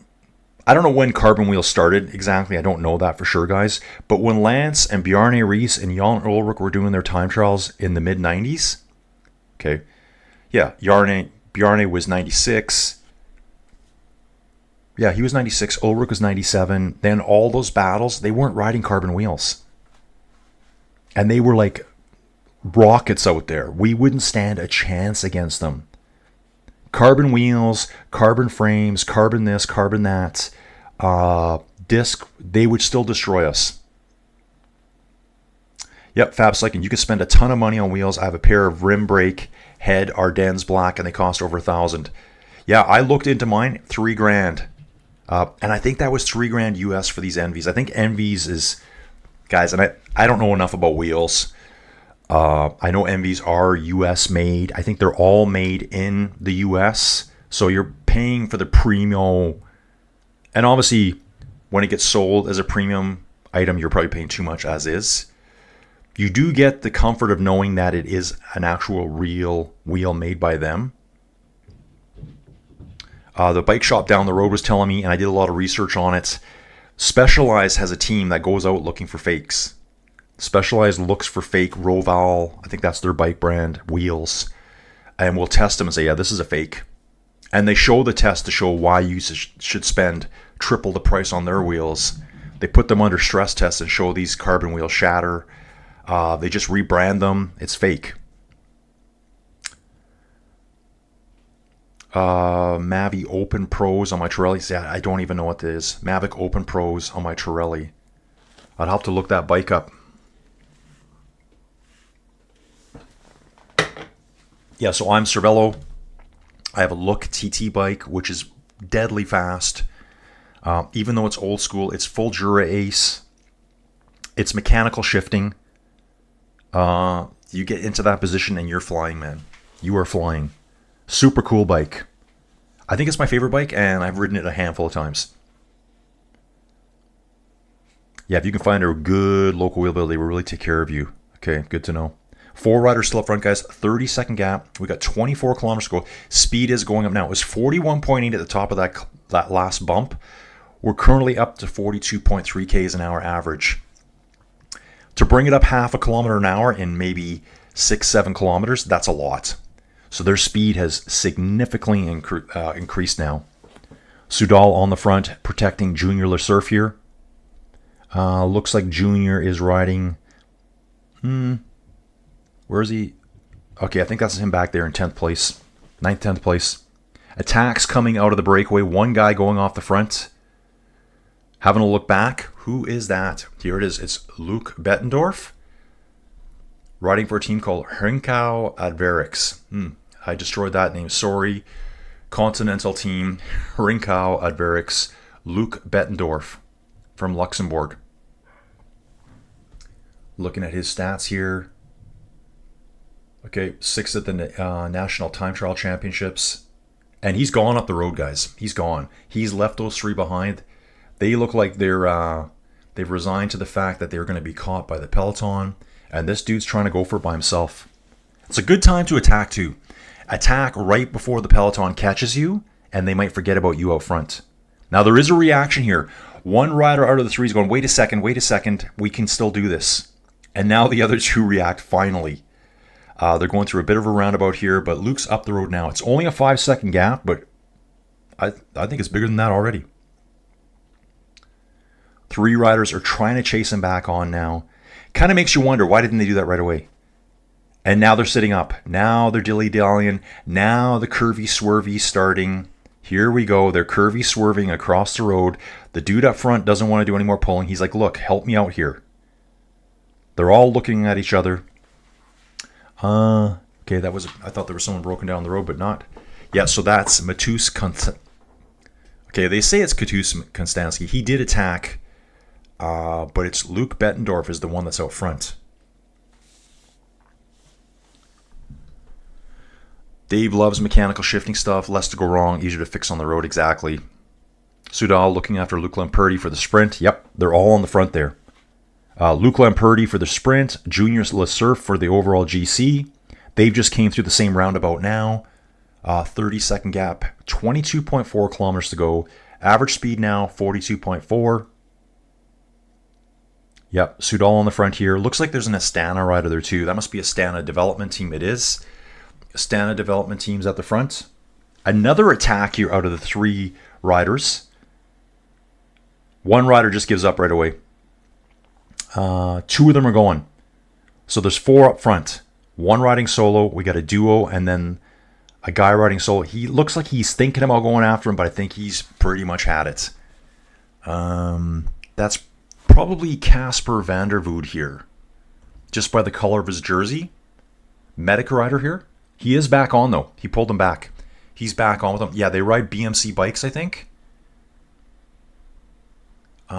So Casper Vandervood here, 162. I think that's him there. Luke Bettendorf, 10 seconds down the road, guys. The last victory for Luke Bettendorf was 2 years ago at the National Championships of Luxembourg road race. So, proven winner. 10 seconds, though, to the chasing 3. A further 20 seconds back to the Peloton. Okay, yeah, Dave, that's a good one. Especially if you can get away at a turn. Peloton, at a time, Peloton might lose count. Yeah, they're trying to remember who's all out there. Like, how many left out there? It's the reason why pros cross the finish line, and sometimes they think they won. They've lost track of who's out front. Dolik's tinkering with his bikes. One is race ready, but I don't ever race. The other is my baby. I keep upgrading it. It's my Frankenstein's monster. Ooh, I like that. Looks like this will be a sprint finish. No crashes, please. Yeah, hopefully not. Luke Bettendorf is in full TT position here, guys. Keeping his head as low as he possibly can. Hrinkau Adverix. I wonder what they do. Actually, his bike is branded Hrinkau. So, are they a bike manufacturer? Honestly, don't have a clue. Here comes the 3 chasers. Now, they're saying 10 seconds. That's more than 10 seconds. Looks like 2 of them are actually having a chit-chat with each other here, saying, man, should we wait for the Peloton? Should we just wait? Get back in, help our leaders out. Ooh, a lot of Visma Lisa bike riders there at the front. They just stand out to me. And then the Soudal riders there. Soudal, I think, is still in front with one Visma Lisa bike rider right behind him. Yeah, here's Junior LeSurf. He's decked out in yellow as well. So he's going to blend in. He's on his S-Works, probably in the SL8 there. Not SL8. No, it's not. Did I say that? Yeah, it is an SL8. Specialized SL8, Tarmac SL8, I believe, S-Works. I think. Isn't that right? Or am I confusing that with Trek right now? Anyways, we'll see, guys.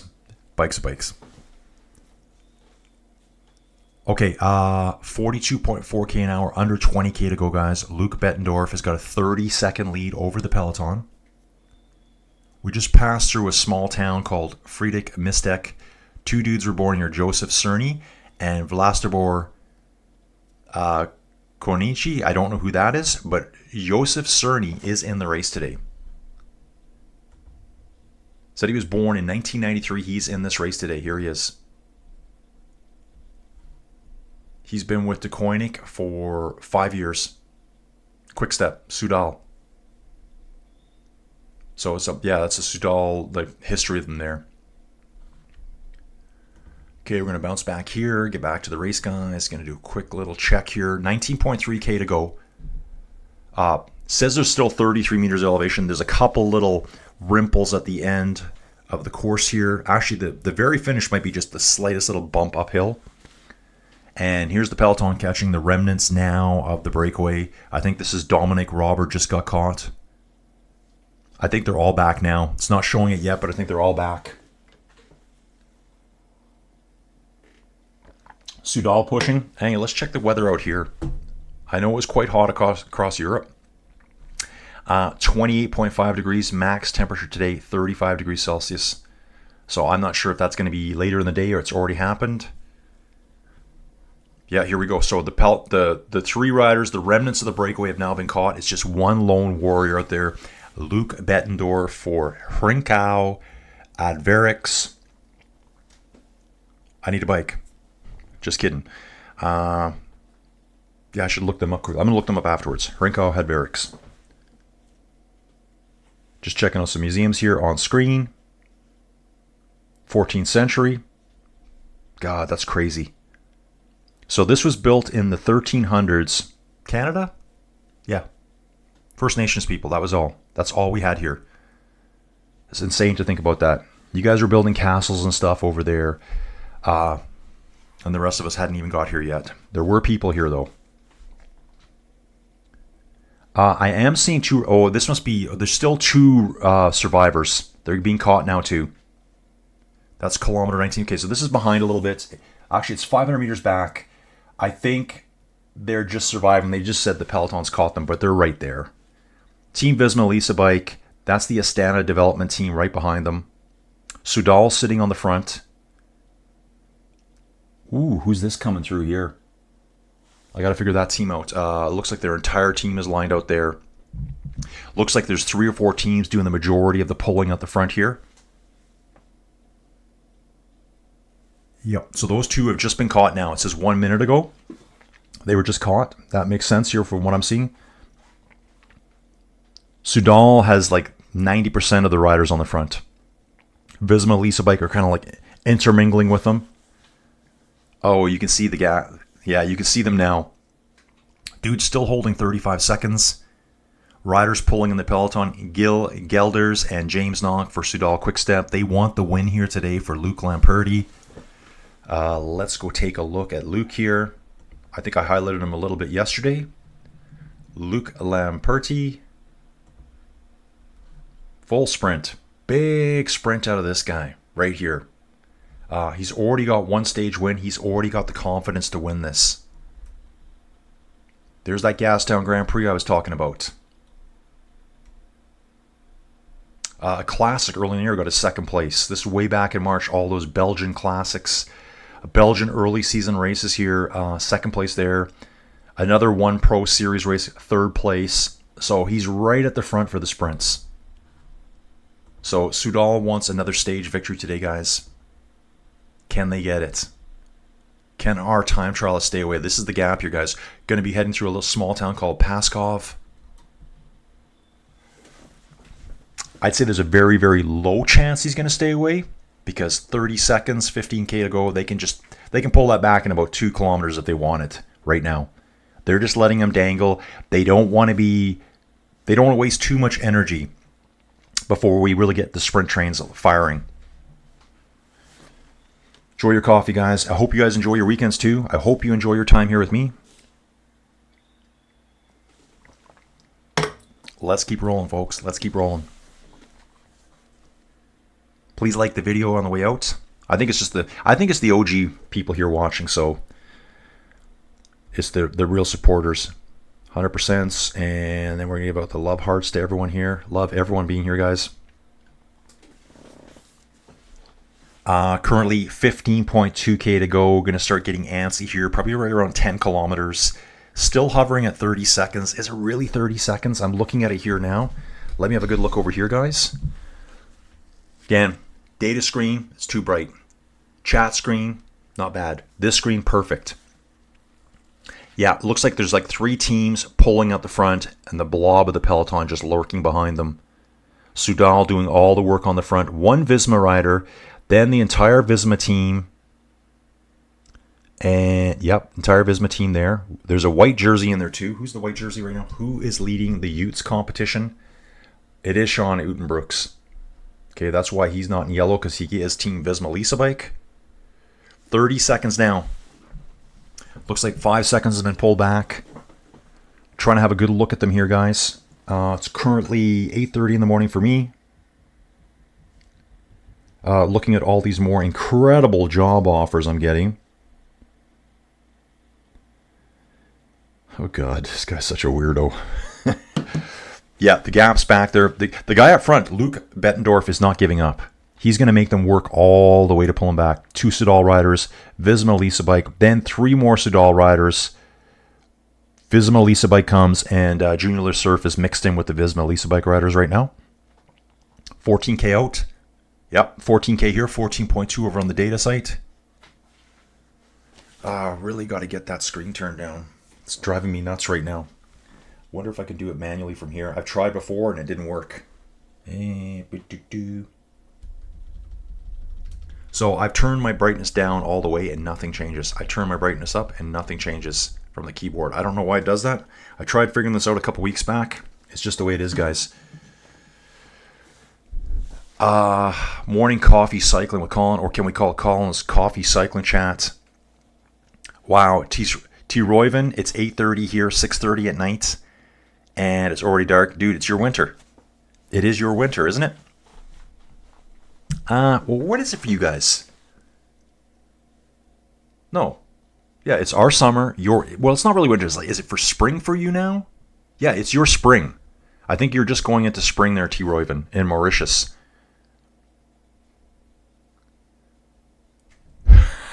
Fab cycling, sorry, dude. I love it, dude. I love these comments coming through. Xi'an sounds like Keon. Keon. Dude, how's that? Keon? Keon. Keon. Keon. Keon. Keon. Keon. Dude, I'm trying to lock into my brain. Because he says Fab cycling saying, gently melting my brain hearing Sean. Dude, sorry, man. Okay, Keon. Keon. I love it. Dude, I absolutely love it. Fry me when you can. Fry me when you can, guys. I love people giving me a hard time. Doesn't faze me at all. And if I'm saying it wrong, I appreciate it. Keon. Fab Cycling's brain is now coming back on track. Soudal still pushing the front here, guys. 13K to go right now. Average speed now 42.6K an hour, so just slowly climbing up. Riding on quite a big highway here, 2 lanes in each direction. Which side of the road do they ride on here in Czech Republic? I'm not sure. We're on the right-hand side of the road. They got traffic on the left-hand side. I'm not sure if that was just for traffic diversion. Does anyone know? I would think they're on probably left-hand side drivers, I think, like we do in North America. I don't know. Keon, Keon, Keon. I do that a lot, guys. When I figure out a pronunciation, I say it about 20 times over to myself. Oh, unofficial end of Toronto in summer in Toronto is the CNE has started. So the Canadian National Exhibition, I think that's what Dave here is talking about in the T.O. It's like a big amusement park, isn't it? I think I've been to it once when I was super young. May have been there. So when I was really young, I lived out in St. Catharines. So like Niagara Falls, all that kind of fun stuff there.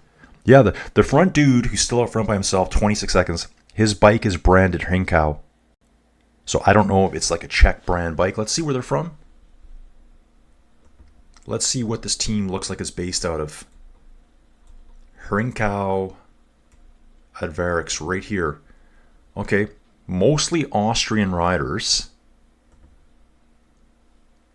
Yeah, licensed country is Austria, so maybe it's an Austrian bike. It says right there, bike Hrinkau. I guess it's a bike manufacturer. Very small team from the looks of it. Continental team. So they've got like more than half their team at this race, guys.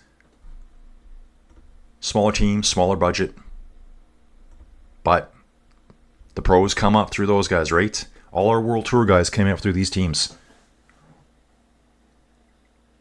They're really pulling it back now, guys. Down to 18 seconds on screen here. I'm seeing 26 over here. I'm gonna go with the 18 seconds over here. It's just changed to 17 now on my data feed, using both at the same time. Started as an agricultural fair. Okay, so it starts at the end of every summer. Dave, how long does it run for? Is it a couple weeks or? For us guys. Oh, Fab's like, yes, summer is over in the Bahamas now. It's no season. Want to go outside and do stuff? No, it's too hot for that. Ah, got you, dude. No season. Too hot for that. Still have livestock judging. Okay, so, dude, it kind of sounds like the Calgary Stampede, really. Except our Calgary Stampede is at the height of the summer for us. Starts first Friday in every July. There's a huge parade. It lasts for 10 days. And Dave, that's the favorite part for us now. I don't want to go on rides anymore. I don't want to get sick on the rides, on the Gravitron and the things that spin you upside down and roller coasters. I like going and looking at the animals. So they have all the cows, they have all the sheep, the goats, the big horses, the big draft horses. Yeah, Dave, skiing is where I learned not to stand behind a cow when they lift their tail. Yep, you're going to get shrapneled by cow gunk. Yeah, so that's what the Calgary Stampede's like. It's basically an amusement fair. They do have the rodeo, and they have the chuck wagons every night. The chuck wagons are pretty fun to watch. The animal stuff is really cool, where they have show animals, which includes all the cows, the bulls. They have the super dogs show up. They have guys riding on like motorbikes, doing flips and jumps in the air right inside. That's kind of like our big deal here in Calgary every year. I think the Stampede's been going on since the 1800s, the late, like 1890, something like that. It's the biggest rodeo in the world. It's apparently the greatest outdoor show on earth. I didn't make that up. 2 weeks, ends Labor Day weekend. Okay, so it's a 2-weeker. So I'm sure the amusement fair shows up, the mini donuts, all the horrible food that you shouldn't eat is all there, probably at the CNE as well. I think way back in the day, I think Vancouver had the PNE, Pacific National Exhibition. Pretty sure about that. And I think I'm into that one too. I used to live in Vancouver for a while. 15 seconds now, guys, here. Peloton's going to catch them. They're at 9 kilometers out. The guy's not giving up either. He's sitting on the front on his bike. Hrinkau for Hrinkau Advarix, Austrian team. So I wonder where they get their bikes from. I like to think some of these bikes are still handmade in the countries where they come out of, but the reality is most are built either in China or Taiwan. And I think there's been a huge quality increase in some of the bikes now. Okay, riding nice here. Riding nice. They're going to pull them back shortly, guys. 9.1 kilometers to go here. Pretty blocky on the front of the peloton. Every team's trying to get up there now. A lot of people waiting in these little shallow river areas. Oh, this is like a dam, like a weir system here over a bridge. People cooling off in the hot weather. 15 seconds still to go. Ever since they tore down the Flyer roller coaster, 10 cents drop, yeah. Yeah, because I think the roller coaster was a permanent fixture. Dude, we have the same thing. Dave, love it. They used to have a new innovative product fair. So yeah, we have the BMO Center here, Bank of Montreal Center. It's a giant friggin', like, it looks like an art museum. That's where you go when you see the guy who has the world's sharpest knives and the creams you put on your face to instantly de-age you by 15 years. Special pillows, fudge, and whatever else you can think of. You can spend hours browsing around in there, looking at all the cool new products. It's just people trying to sell stuff. But I like going in there. I like actually going and looking through the animal area. Yeah, there you go. As a child, I sat in an original Lazy Boy with massage built in. Yeah, that's the kind of stuff they have there. Special massagers. Okay, dude just pulls over. Dude, Luke Bettendorf, nice action at the front, dude. He pulls over, has a quick yawn, straight out back of the Peloton. I think one of his teammates just waved at him as he went by. He's going to try to filter right into the back of the Peloton. Dude, don't fall too far back. He's trying to get on wheels now. It's going to start speeding up as he's, just being caught. And he is on the back right now. So don't believe what you're seeing on screen. I'm seeing ahead here. Yeah, now he's caught by the Peloton. 7 kilometers to go. They got the camera on him right now. He is sitting on the back. Great job. Yeah, good effort here for this dude. Hrinkau, Advarix, Luke Bettendorf. He's just recovering at the back. Love seeing that kind of stuff. Guys, he's out there front too representing his team, right? It's all for sponsors. Hey, if you are a bike manufacturer, what a better way to sell bikes than having your bike out front? And that's what the company is. It says it's based in Austria. The bike they ride is a Hrinkau, so I got to assume it's a new bike manufacturer. Oh, so Dave's saying that display was still there the last time I was there. So the original Lazy Boy display was still there. They're just bringing it back every year. Yeah, so that's really the kickoff to summer. And Dave, I don't know if you've ever been out to Calgary during the Stampede, but like when I worked in downtown Calgary, Calgary basically shuts down for that week. If you're in oil and gas in Calgary, so every morning you go to, so the parade is on Friday. They have sneak a peek the Thursday night. You can sneak into the park, sneak in. They still charge you. They just opened it up earlier. The parade's Friday. The Stampede's open that day. The Chucks kick off that night. There's rodeo every day. In downtown Calgary, the following week, like Monday through Friday, you go out for a pancake breakfast every morning. You go to the parties that are out there sponsored. These parties probably cost $100,000 to run for some of the companies. A lot of them have been dialed back now. They got so expensive, and Calgary really isn't doing that great for oil and gas right now. I don't know what's going to happen to Calgary, and that's why I'm not working anymore. And basically, go have fun. Don't come back to the office if you've been drinking. And so some people would do that every day of the week. Every day of the week. And there'd be parties at lunchtime, and there'd be parties after work, and then people would go to the Stampede. You would drag yourself to work in the morning, just show up. I'm here. And then you go to the next party. The best domestiques slide in the back door and recover quite quickly. Yeah, he's back there still. 2008. Okay, so quite a while ago now. Visma Lisa bike sitting on the front. Sudal there as well. I see several riders just kind of slowly sliding over now. They're under the 5K mark. Is every race now doing 5K for the crashing? Or some still doing 3s? I see a lot of bottles being thrown on the side of the road. I don't know if you should be throwing your bottles here, boys. There's really no fans there. So obviously it's not a garbage disposal area. The air show was the huge Toronto, so I didn't know about that either. Toronto, I haven't been to Toronto. God, I don't know. I probably haven't been in Toronto in 40 years. Longer. I don't know when. Maybe I would have landed there on a flight quickly. I just don't know.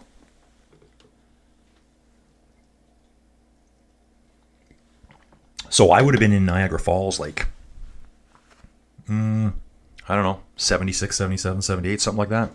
In that ballpark. I think I was there a couple times too. Visiting. I think I started grade 1 in St. Catharines.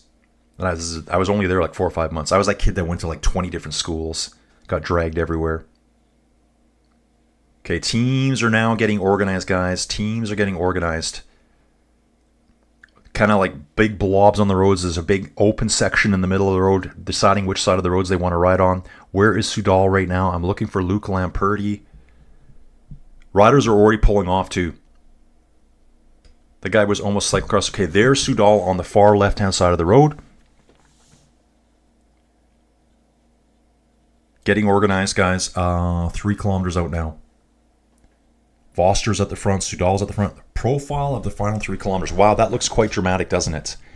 When you look at the detailed profile here right now, there's little bumps up and down. There is a 3% kick at the end. I did say earlier, I thought there looks like there's a tiny little kick at the very finish. So, tiny bit of a wall, then it's over. This won't even affect these guys. So, Voster's at the front. Soudal's over on the other side. Riders are already pulling off. Soudal has 3 riders up front protecting Junior LeSurf. Where is Luke Lamperti? I think he's going to show up out of nowhere. Yeah, kind of like the Peloton's riding either side of the road with a big open section in the middle. Trying to keep people off their wheels, I think is what they're doing. They're trying to ride them in the gutter. Make it harder for them to get draft there. Not sure who this white and green team is, but they're right there as well. In 2010, people wanted to cancel their show because of a lot of Syrian refugees in the area. Okay, you have to see Clifton Hall. Now sort of like Canada's Vegas. Oh, really? I didn't know that. Clifton Hill. Okay, I'm going to look that up, dude. So why cancel the air show because of Syrian refugees? I don't get it. Were they like... Did they have like refugee camps set up for them? I don't understand that. Yeah, there's a huge blob on the left-hand side of the road and a huge blob on the right-hand side. Everyone's getting involved here. The left-hand side of the road is being dominated by XDS Astana. It's development team, though, and Soudal Quickstep. Soudal Quickstep. They're not called Soudal Quickstep anymore, are they? They're not. They are called Soudal. Okay, thank you. I thought I was going back 10 years there. It is actually Soudal Quickstep. 1.2 kilometers to go. Red Bull rookies are at the front here too. They've just shown up here. They pulled up in front of Soudal. Looks like there's 3 or 4 of them there. It's all camera shots here, guys. It's really hard for me to get a look at it here. I'm going to try to figure this out. Again, I don't know much of the riders' names here, especially the Red Bull rookies. Yep, Luke Lamperti has 3 teammates at the front. I am seeing Soudal there. It's about to go off, folks. 900 meters to go. According to that guy, I might be slightly behind here. Speed's getting up 43.4k an hour. And remember, that's just the average speed going up in the last little chunk of the race. So they're actually going way faster than that right now. A lot of curvy, swervy going on in the middle here. I'm just stay upright, guys. Stay upright. One touch of wheels here. Okay, so that looks pretty good there. Let's see what's going to happen here now. Looks like we got a hard left-hander coming up. Hard left-hander. Cross a bridge. Looks like they're heading right into downtown here, the city we're finishing in Ostrava. Ooh, nice lead out here by Soudal. Here we go. I have no idea who this is, but he is flying up the road on an early attack, guys. I don't know. Blue jersey, it's not a Soudal rider. Actually, it might be. It looked like a sprinter's body type. I think Junior LeSurf might have been leading out Lamperti there. Yeah, it is Lamperti. Wow, Yves Lampart was pulling there. Was that Yves Lampart pulling? I saw the yellow jersey leading out Luke Lamperti here. So he's in a different jersey. I'm seeing a lot of blue on his jersey. It's blue with green flashes. That's because he's probably in the points classification. So he's got a different jersey on from the Soudal jersey. That's funny, though. GC points is Junior LeSurf, but he's wearing... Who is that? Yeah. No, it's not. It's not Lamperti, guys. It's not. Yeah, it's body wrap. I saw the rider going to the front, and I'm like, that's not a Soudal rider. So they've got as the winner today, Liam Walsh. from Cash Cross Body Wrap. Lamperti second.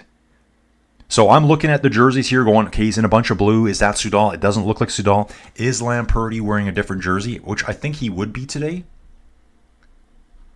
Because Lamperti is second in the points. Junior Surf is in the race leader's jersey. Yeah, that's right. So that would mean the points jersey would go to Lamperti. So I had a hard time identifying him. There was a yellow jersey at the front. Maybe that was Lamperti leading out. And then this dude went right by him like a rocket. Guys, sorry, I kind of didn't have that all figured out there. Let's take a look. Let's see if they got prelims here. 13th victory for Cash Body Wrap. Guys, these are Continental level team guys here. Continental right here. Let's take a look at Liam Walsh himself. This is the dude that just won it right here. He's Australian. Big dude, 1.82 meters, 80 kilos, full-size guy. Pretty aggressive sprint here. So there it is there. So that is... Okay, what is the color is the leader's jersey here? That's what I'm trying to figure out right now. Since they're not showing me. Okay, let me get caught up here. Oh, PTSD. Okay, gotcha. So Clifton Hill, I have to check that out. White and green Cahural. Possibly it was a helicopter shot, so I had a hard time figuring it out. And this guy here, who I thought was Luke Lamperti, I thought he was wearing a blue jersey for the points classification. Yeah, totally different rider. This is a Continental team rider. He's got Australian socks on. Liam Walsh.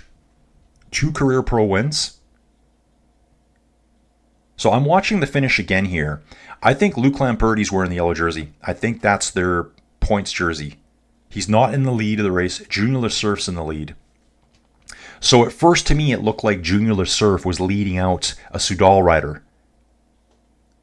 Yeah, there's the yellow jersey rider up front. Gets passed by Liam Walsh. Straight to the finish here.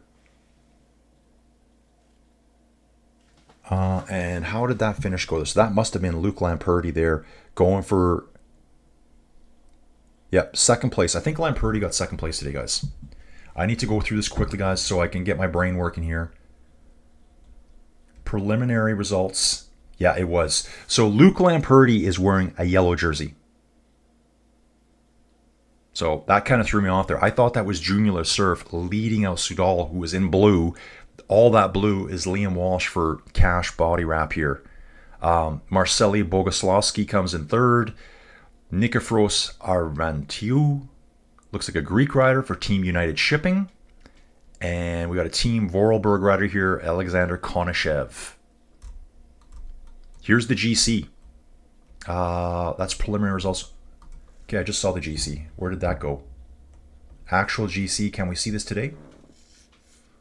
Nope, that's as of yesterday. I may have to look at it over here.